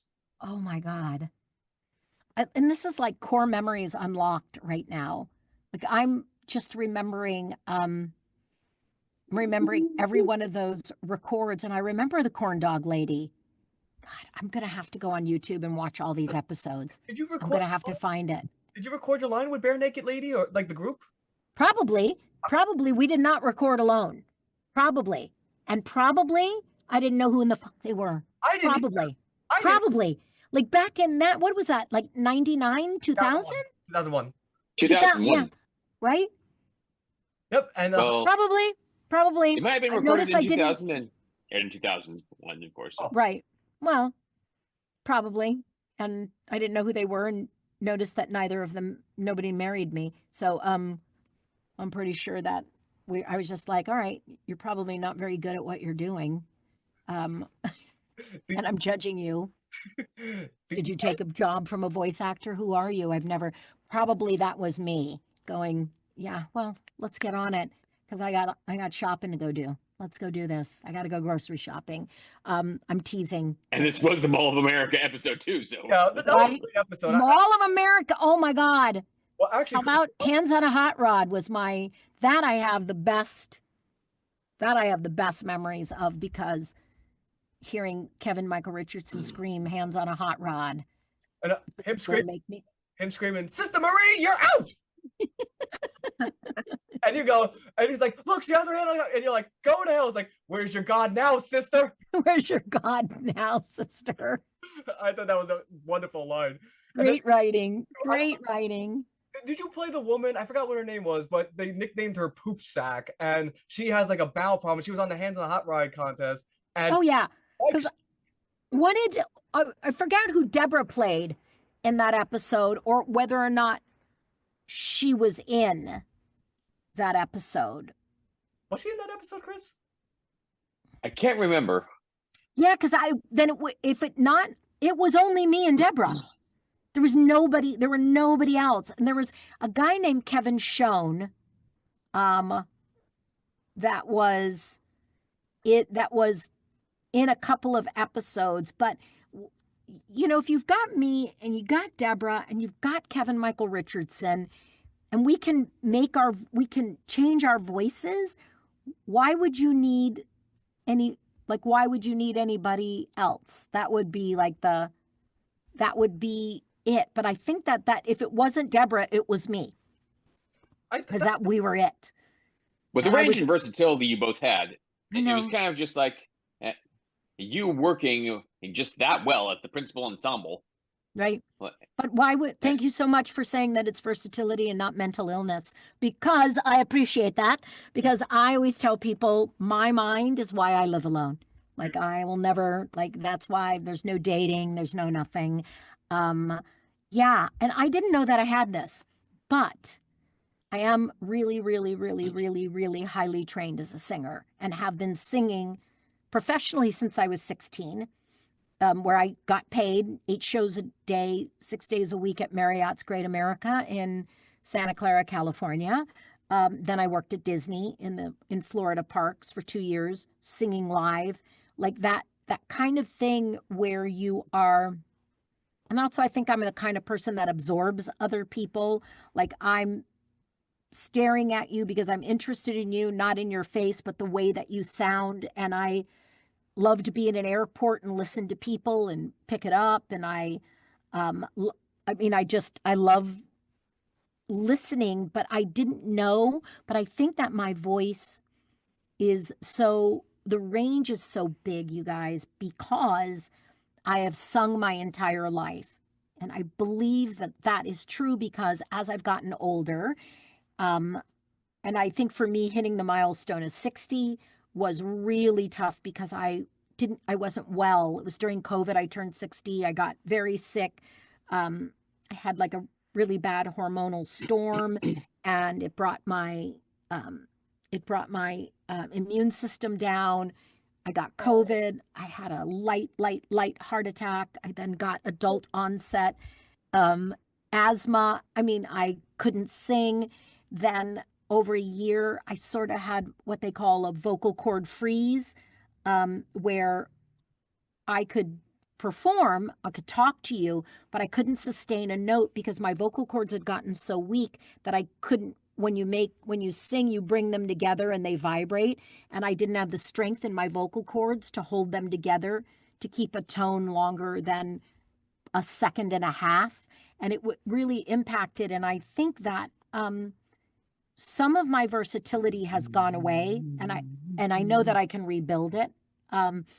If I keep singing, if I get back into singing and I do my warm-ups, because all of my vocal warm-ups, which every single striving voiceover person on this planet listening to this, you can download them anywhere for free on the internet. You should be doing a 6-minute warm-up every single day. And when you finish, you should do a 6-minute cool down every night before you go to sleep. And the cool down is humming downwards. You take your pitch back down. And I really think that it can be brought back. And I think a lot of voices getting older are the people that don't talk during the day. Like they don't, like I'm talking, I'm going to be great for the rest of this day. Send me some copy because I'm completely warmed up. But I think voices get older because older people live alone and they don't speak to other people, and they're not getting on a phone, and they're not talking, and they're certainly not vocalizing and warming up. So I mean, I think I said at the very beginning, maybe perhaps before we were recording, that I had been sick for a long time, for like 2.5 years. And then they finally figured out what it was and how to do it. And I'm on a great thing. And now I've been back to normal for like 10, 11 months now. It's been great. But I really do think that that's where the versatility, I mean, Jeff Glenn Bennett is an amazing singer. Kevin Michael Richardson is an amazing singer. And I think when you've trained your voice, you have this versatility, because if you've done musicals, you have to become the characters and you have to sing like your character.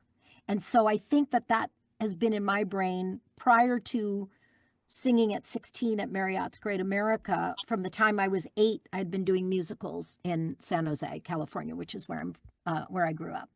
And so I think that's what it is. That it can be trained. You also have to have absolutely not a care about what you look like when you vocalize and when you do cartoon voices. And I think that you don't necessarily have to be funny. It helps a great deal, but I think you have to have great timing, and you have to understand timing, which is why when I was making my case for Candi to calm down, I'm like, Chrissy's not coming back. I'm it. So why don't you just lay with me?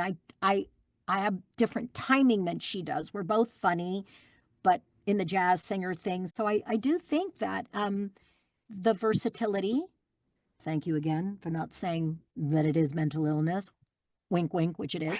I think that it comes from starting as a singer and also being the daughter of a comic. So you're either funny or you don't eat. That's really what it is. You're funny or you don't eat.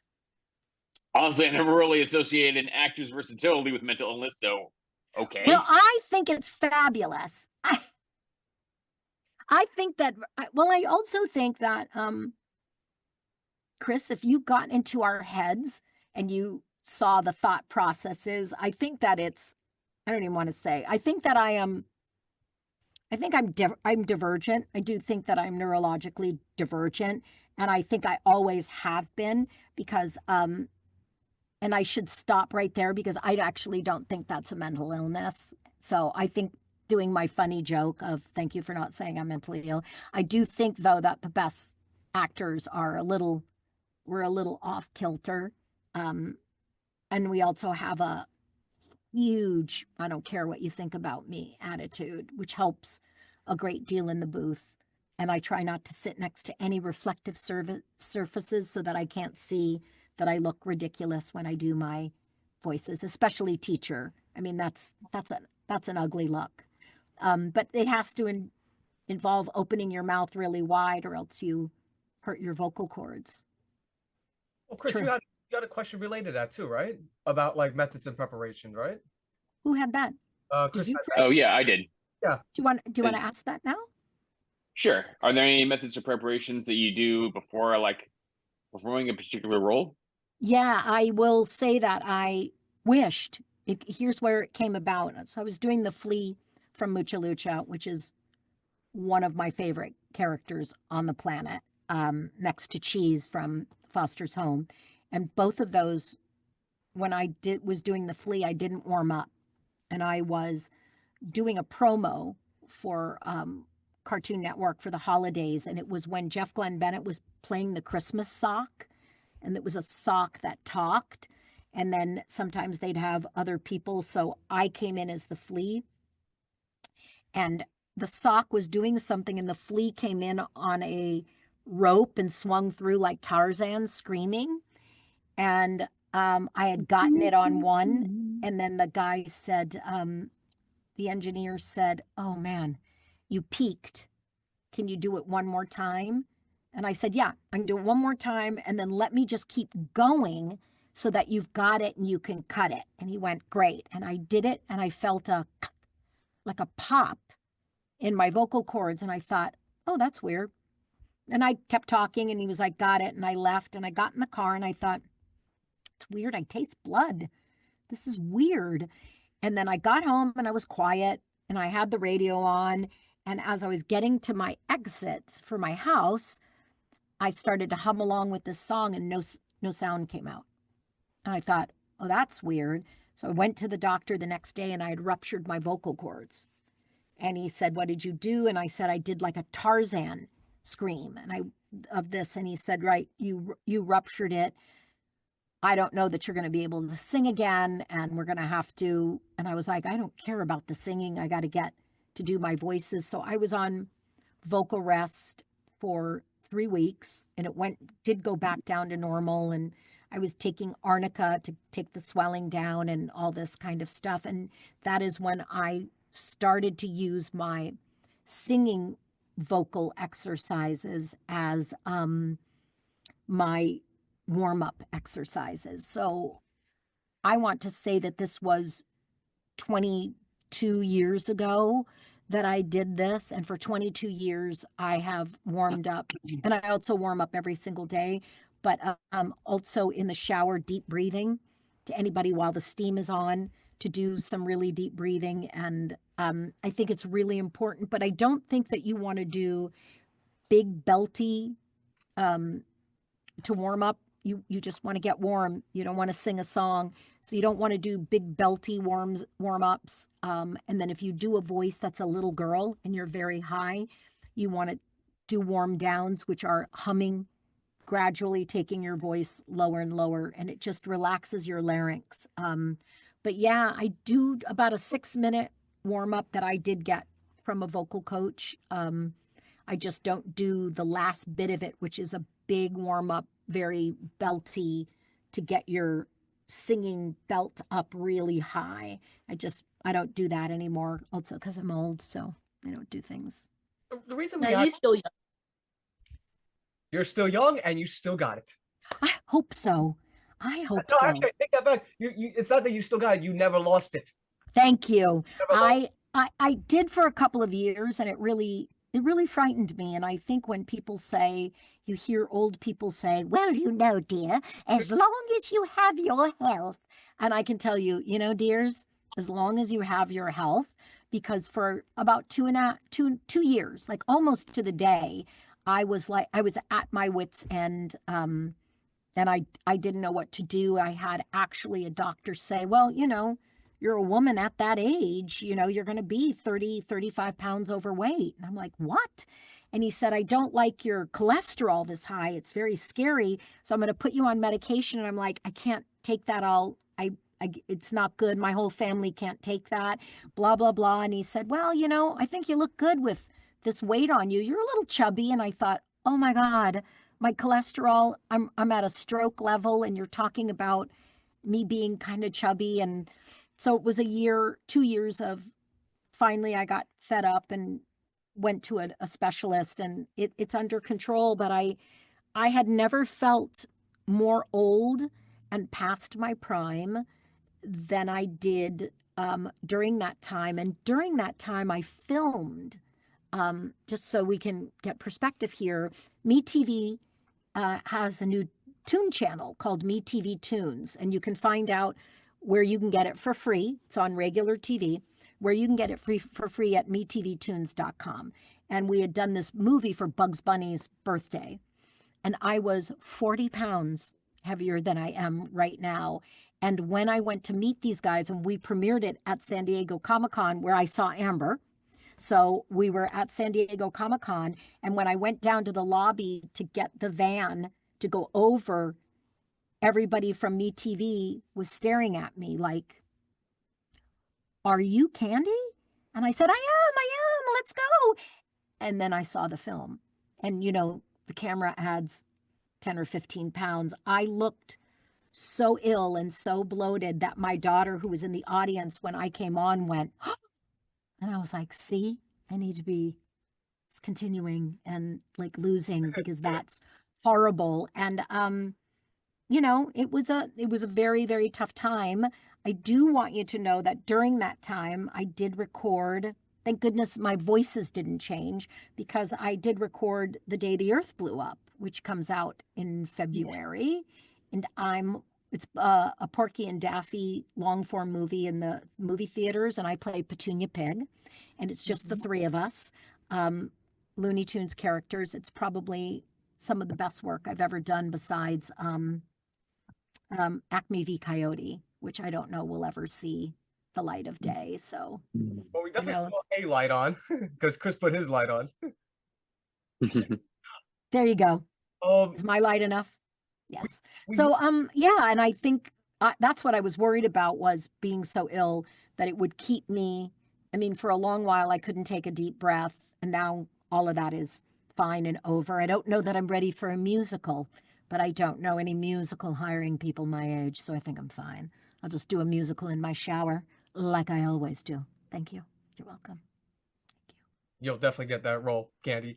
And we have a couple of questions before we wrap. Sure. And one of my this is a quick question though. Like, you mentioned Ralph Bashki though. Is he really like what's it called? What's it called that? Like very out there. Like very, like, I'll give an example. Like, I think somebody gave an interview one time, and they said they had a meeting with him, and he's like, "You guys like pizza? Pizza, food of the gods. Tell you what, I'll let you guys buy me a pizza." Yeah. That's him. He is he's big and gregarious and filthy and full of life, right? Full of life. Funny. Fritz the Cat. All the stuff that he's done, he's way ahead of his time. He was way ahead of his time. Cool World, if you watched it now, it would be your favorite movie. But back, 33 years ago, almost 34 years ago, nobody's doing that. Nobody was like into Kim Basinger turning into a Toon and Gabriel Byrne and Brad Pitt and all these weird characters. And it was, he was amazing. He was bigger than life. I don't know if he's Brooklyn born. I know that he's a New Yorker. I know that he's got a thick accent. He talks like this. He's got a big fat lisp. And when he saw me struggling, he put me on a dolly so that I could roll around instead of walking. And we had to get in the actor's eye line so that I could deliver my lines off camera. So that they could cut me out and he could react to me. Then he made sure I had something to eat. And so I want to tell you a story that when Pat Pinney, they asked for me and a guy to do that. So we were doing the voices, and then we were asked to come and throw voices to the actors. and they picked me and Pat Penny, and Pat Penny went to Frank Mancuso Jr. and they said, we're going to pay you $1,500. And I was so pregnant and I was so broke. And I was like, oh my God, that could pay, think of this, 33 years ago, pay for my daughter's birth. This is going to be amazing. Oh my God, I'm so excited. Well, Ralph Bakshi heard that that's what they offered, and Ralph Bakshi made it $1,500 a day for each of us. And that's who he really is. That's who he is. Also, they had graffiti artists decorating the set. Every day there was something new. So if you look at the movie, you can see that there's every scene, there's new stuff. And he paid them. He paid all these street kids money. It was amazing. He is truly amazing. And his son, Mark, is a producer at Paramount, and is just a really great guy and loves his father so much. And Ralph is way out there, but it's because he's so brilliantly gifted. He's a creative and brilliant mind. He does. He's like, do you know that movie? It's a brilliant mind. That's him. He's not on this planet, but the kindest. Oh, you mean a beautiful mind? Beautiful mind. Beautiful mind. That's him. He's not on this planet. I mean, he's not a savant. Like, he's not an idiot savant. It's not Rain Man. That's not him. But they could take his script and they could sell it for hundreds of thousands of dollars, because as we were shooting, he drew all over every page of his script. And it was great. I love him. I love him madly. And he took good care of me while I was really broke and very pregnant. So he was a great guy. And I understand that Brad Pitt isn't a great guy, but he was then. And Gabriel Byrne was married to Ellen Barkin at that time. And we were all the women. Oh, where'd you guys go? Wait, sorry. What'd I do? Sorry. I hit a button by accident. I'll check. Are you there? You still see We us? can still see you. I got, okay, good. I hit a button, then I came back. So I think all the women were in love with Gabriel Byrne, and then we saw Ellen Barkin. We were like, oh, hi. We'll just stay in the background right here. She's pretty cute. So yeah, that was Ralph Bakshi was great. Cool World you would love. So it's a must watch. I loved his work in Fritz the Cats, though, especially. Oh my God, yeah. Played one of the pigs, though, like that played a policeman. Ironically, a police pig, because cops are pigs and all like that. Right. So it's like one of the cops that's not voiced by Ralph goes, "Oh boy, my first boss. What did I do, boss? What did I do?" And he goes like, "No, stop it right there, second, Frank. First of all, you can't act all excited. These are gigs. You gotta act tough. You gotta be serious. You gotta say fuck a lot, because if you say fuck a lot, it makes you sound tough. So you gotta say tough, say fuck a lot, okay? When you arrest these kids, I'm gonna come in there and I'm gonna fucking arrest you. You got me?"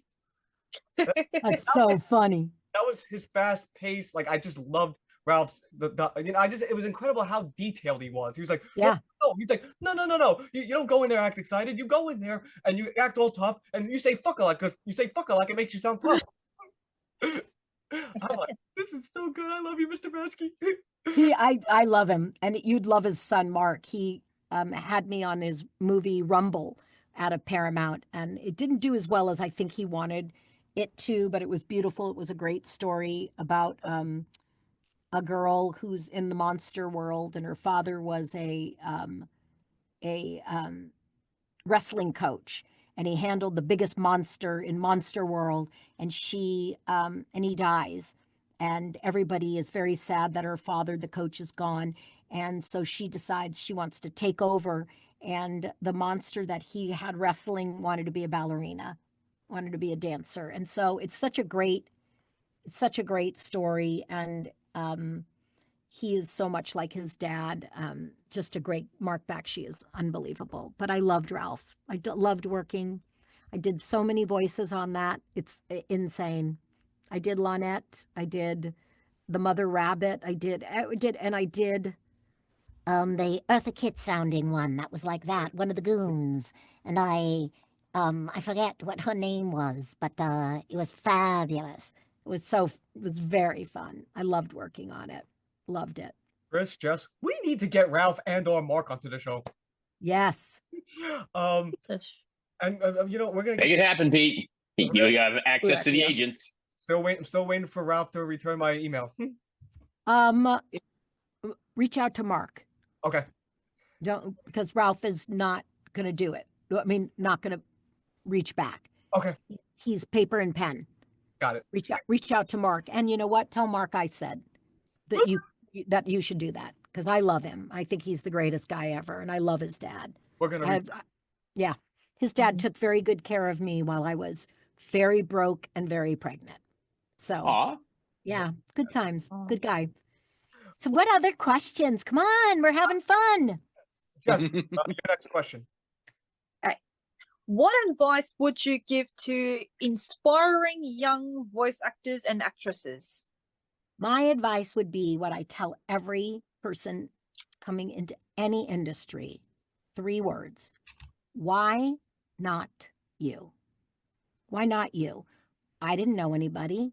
I got found singing at a nightclub at my friend's funeral, and a big agent saw me, and then I took the chance, because why not me? And whenever I go on an audition, I don't let big names frighten me, because why not me? Why not me? I can do this. But I think what I would tell people who are aspiring to be voice actors, the second word in that is acting.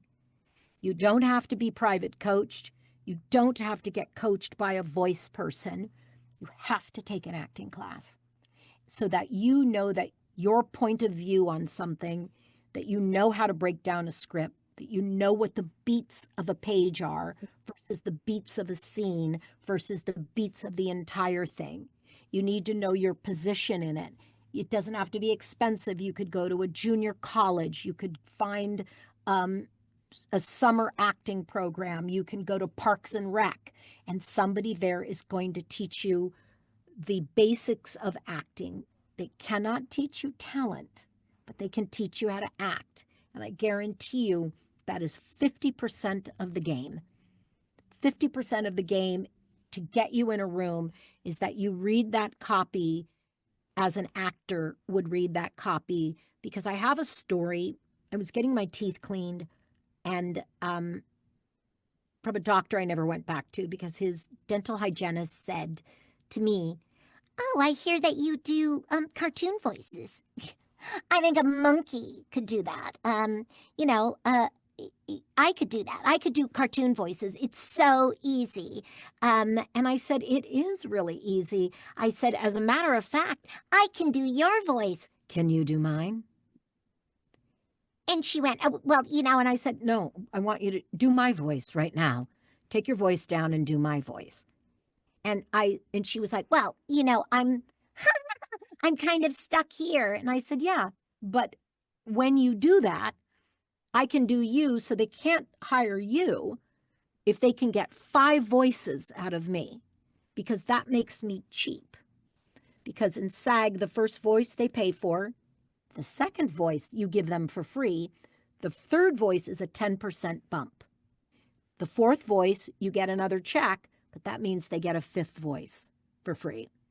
And that's me, Jeff Glenn Bennett, going down the line. All your Gray Griffin, all of your amazing voice actors are doing it. But it was the way that she said, "Well, a monkey can do it. It's so easy." And I thought, well, yeah. So you've got the voice, but you're not an actor. You didn't even give it a shot to say, "Oh, I'm going to try to do your voice down here." You didn't even give it a shot, because people get so enamored with the sound of their voice without realizing that someone like me is listening, going, "Oh, that's a great voice. I could do that. That's a great voice." But up until 2 years ago, when I was busy, I was working a lot.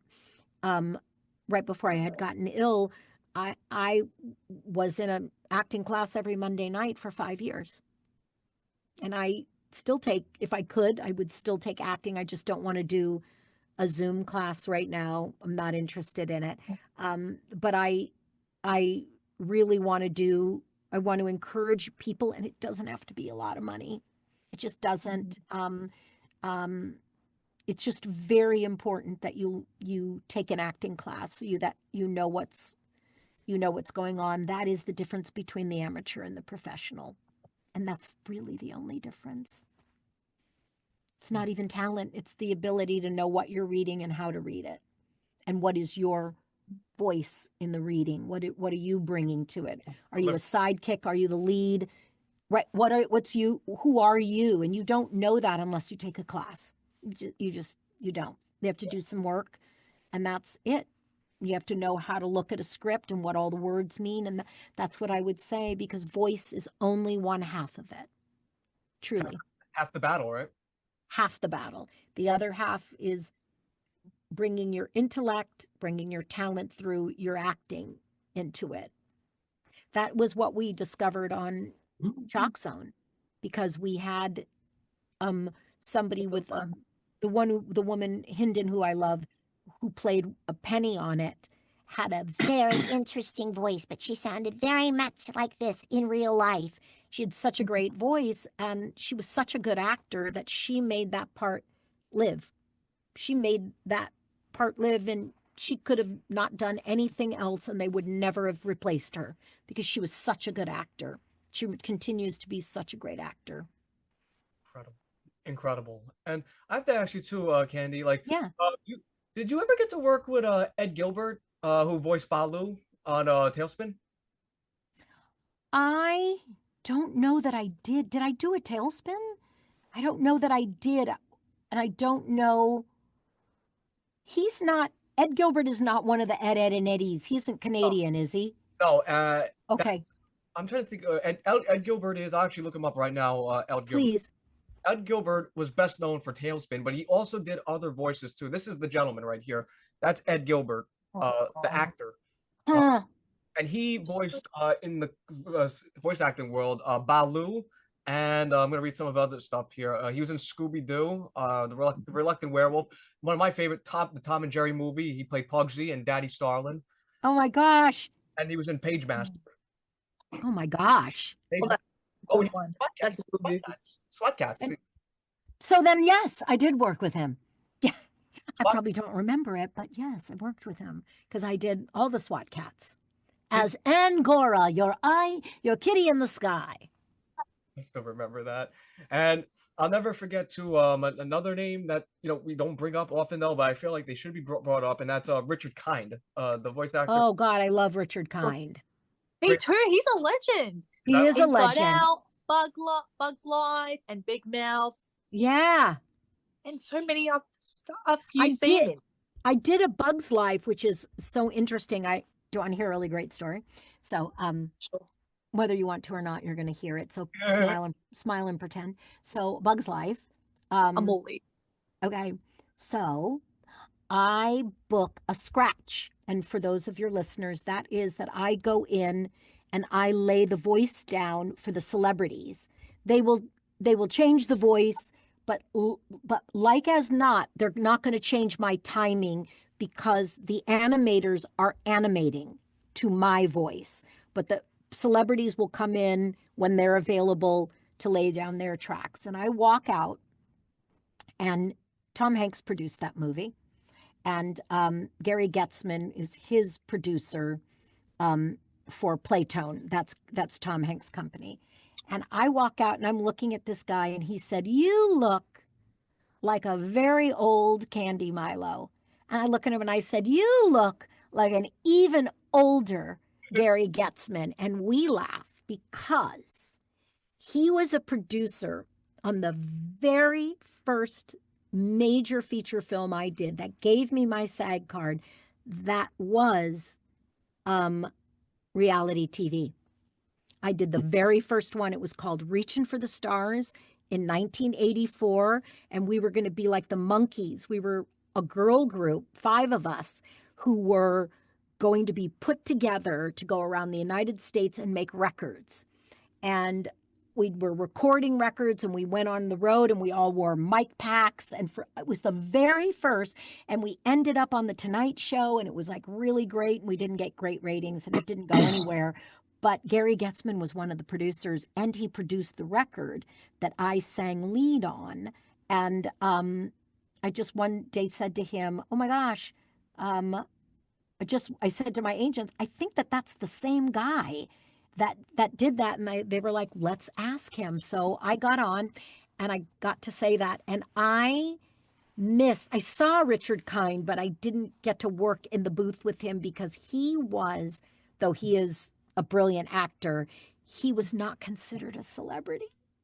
So they had him record with the voice actors. So he went in separate from me and did his thing, which made me laugh. And I went in with the voice actors and did mine. And I forget who I scratched. I think Tress scratched Meryl Streep. I might have scratched Lily Tomlin or someone like that. So it was very fun. But yes, that's my Tom Hanks / Gary Getzman / Reaching for the Stars / 1984 movie of the week reality TV show that never went anywhere, but that's okay. It got me my SAG card, so at least you got something to benefit out of it. Absolutely. I have done I was an extra on Gimme a Break, and I was spotted by the producers because I looked so young that they gave me a role of the babysitter. This was the Nell Carter series in the 80s, in like 81 and 82. And they gave me a role, and that's how I got my AFTRA card. And then they merged. But I was AFTRA, and then I was SAG in 1984. And all of these kids that are listening from open calls, that I didn't have an agent and I didn't have a union, and I just walked into these and I was like, well, hello there. I'm lining up with the other 8,000 women, and I'm going to walk in and I'm going to sing and do my thing. And I was lucky to be picked from a crowd for Give Me a Break, and made myself known, and then got a role. Did 4 episodes of that. Did a bunch of TV and film. And that's what I had always wanted to do. So then when voiceover came, I was like, ew, don't talk about voiceover. These are not real people. Ew, they're not actors. And now I'm like, hi, 36 years later. Hi, still here. And Chris, before we get to your final question, I just want to bring up the Candi too, and a very interesting point too. You mentioned when the late great, of course, Christine Cavanaugh retired, which was 2001, and it was very ironic because that's also the same year you had your start in Gary and Mike, 2001. Yeah, that was all happening for me, because that is when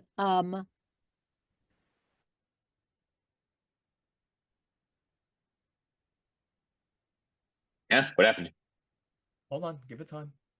We can. Is this some kind of Eric Cartman trick stuff. from Hold on. Sorry. Yeah. Froze up for a second. Yeah. Sorry, it's saying my internet is unstable. I get that too. Don't worry. It will Okay. Don't worry about it. Yeah, it's low. What is that? Oh, okay, no, we're not doing that. Okay. Oops. So Stable now, it looks like. Right. yeah, it is stable now.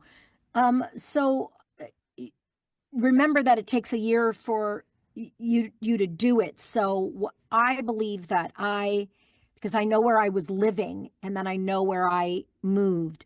So I want to say that it was 1999 and 2000 that she began not showing up for sessions. And so they knew they were going to replace her. So I think I went in late 1999, early 2000. And by the time they aired, it was 2001. So they had enough to take it to their, and I think that's what I do. That is when my life really started to change. That was Gary and Mike. That was me doing a ton of Johnny Bravo. That is when I was doing, I think, Astro Boy. It's when I was doing The Flea from Mucha Lucha.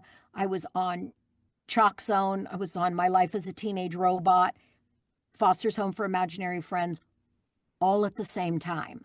All of it. And Dexter, please, then it became Dexter. Please do reach out to Mark, right? Mark, and just tell him that I love him and that I think the world of him, and I think you guys are so such they would huge say fans. That's how you got so many sessions, is that you were in the room. And now, as we see, it's more open for everybody, because it is all audition over the internet. It's all audition that you send into your agents. You're no longer in a room getting a gig. And I'm doing right now Dora the Explorer. We have The Day the Earth Blew Up coming out February 25th. Play Petunia Pig in that, a bunch of other little tiny roles. And then we're waiting to see, but it's not like it used to be because there is no more Cartoon Network. The building is no longer there. That is it. So Rip. yeah, it's gone. And somebody had said that they just took down the Cartoon Network website, but I don't know that that's a true thing because they're rebooting Foster's Home as a little tiny kids show. But yeah, I mean, the work used to be insane. And so that's why there's so many jobs. If you're at Nickelodeon and somebody needs 5 lines on this and you're there and you're heading to your car, they can stop you and you just go in and do it. I think that's how I got the parrot on Hey Arnold. They needed a female parrot, and I think we were just finishing in the other studio a Chalk Zone episode, and they were like, "Can you do a parrot voice?" And I'm like, "Yes." I was like, "Yes, let's go over and make some money." I'll never forget that when you go, Arnold, my love, how I profess my love for you. Arnold, my love. Oh, man, if my name's not Hell, and then the lizard ate the parrot before she could finish the sentence. Right, and that was the end of that job. Oh. So yeah, so I think it's very different, but it's fine. I have other things kind of going on in cooking, and I think it will come back. I just do. I think it'll come back. And the fun thing finally are Comic-Cons. Like that's the fun that I never thought I would I think we're in a little bit of trouble. I think that Netflix, who I love, and I love all the stuff on it, I think it's a false business model. And I think all these studios created their own apps. They created their own streaming, but they only have their own shows.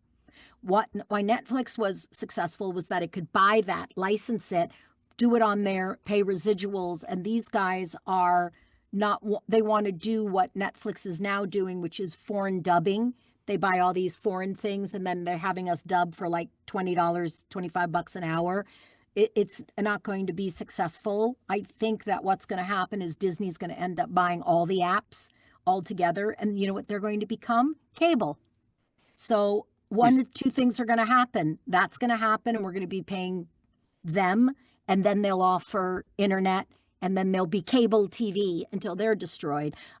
Or cable people will go, I'm not paying $150 a month for Hulu, for Disney, for Max, for Peacock, for this, for Netflix, for PBS, for all of this, and then paying cable. They're just going to go back to cable TV and trying to binge watch on demand.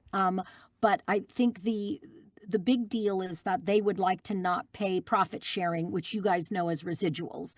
That's what it originally is. A lot of us work for scale because we're taking a chance on your project too. You don't get to make $1 billion and pay us $1,000. We share in the profits and it's minuscule. We're talking about 0.01%. I think the pendulum will swing back. Don't be panicking, folks. Just let's see what happens.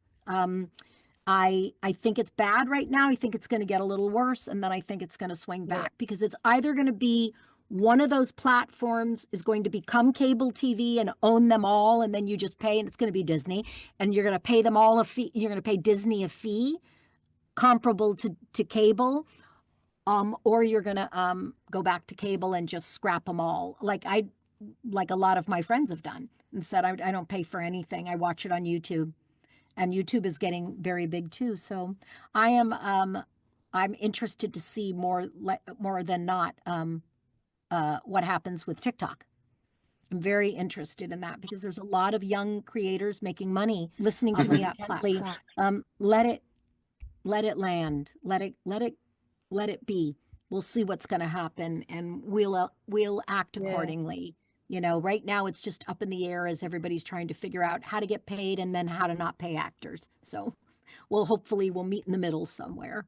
I hope so. And I don't have such a last question. It's more of a last comment though, and it's for you. And I waited a long time to say this to you, and it's prepared to be showered with such praise, Candy, because I'm gonna say this right now. I just want to thank you not only for an amazing interview, but thank you for all those memories. And Chris thinks that this is me sounding like a broken record when I say this to all my guests. So I'm like, no, man, this is what I call a catchphrase, and it's a very good one too.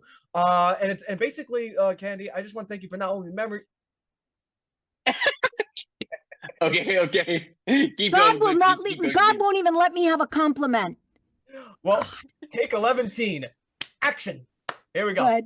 I just want to say also too, before we wrap up, Candy, that thank you for not only an amazing interview, but I just want to say that you have this incredible gift, and this incredible gift is basically you could take a 30-something-year-old fan and bring him way down here, make him feel like that 4-year-old again watching Tiny Toons, make him feel like that 11-year-old again watching Gary and Mike, make him feel like that 7-year-old watching Cow and Chicken debut on Cartoon Network in 1997. And I would love to have you back on the show. You're an incredible talent. Chris and I waited for years to interview you because we actually, if it wasn't for you and Gary and Mike, we would have never met, me, Chris and I. So you actually brought Chris and I together indirectly, and we cannot thank you enough for that, because how much you've done so much for the voice acting industry and how much you brought us fans closer together, like me and Chris, like me and Jess. And it's like, and we love to have you on the future. And I'm going to give you a copy of this interview when I'm done editing, which will probably be tomorrow. And I will send it to you right away. Promise. And I think that's so great, and you're so welcome. And I wish you luck in this endeavor. And I should thank you, because if it wasn't for you guys watching, these shows would have gone away. But you watched. You must have got the products that they were doing. They saw that you were watching. Cartoon Network was making money. Nickelodeon was making money. Disney was making money. Independent studios were making money. So thank you for being entertained, because that is why I do Comic-Cons, and it's why we have such great outreach to people, is because they watched the shows, and that's how we became popular, is because you liked the shows and you liked our insanity, our voices. So thank you guys, and I'm so glad that's what all brought you guys together, and I would absolutely love to come back. True. We're going to definitely invite you on in the future, though, and we're going to reach out to Mark, and Great. we're going to conclude with the following thing. And I waited since I was a kid for this to do this. Jess, Chris, you know what's going to happen next, and that is thank you, Candy. Candy. Thank you, Candy. Thank you, Candy. Thank you. Thank you, Candy. You're an amazing talent, Candy. Thank you so much. Thank you guys. My pleasure. I'm sorry we get this weird stuff at the end, but it's always a sign that, all right, we'll do a part 2 some other time. But Happy New Year to you guys, and thank you for this. I so appreciate it. Thank you. Bye, you guys. You'll have better internet soon. Yeah, right. Probably when Disney buys it. We'll see. Yeah. Take care. Bye, you guys. Bye.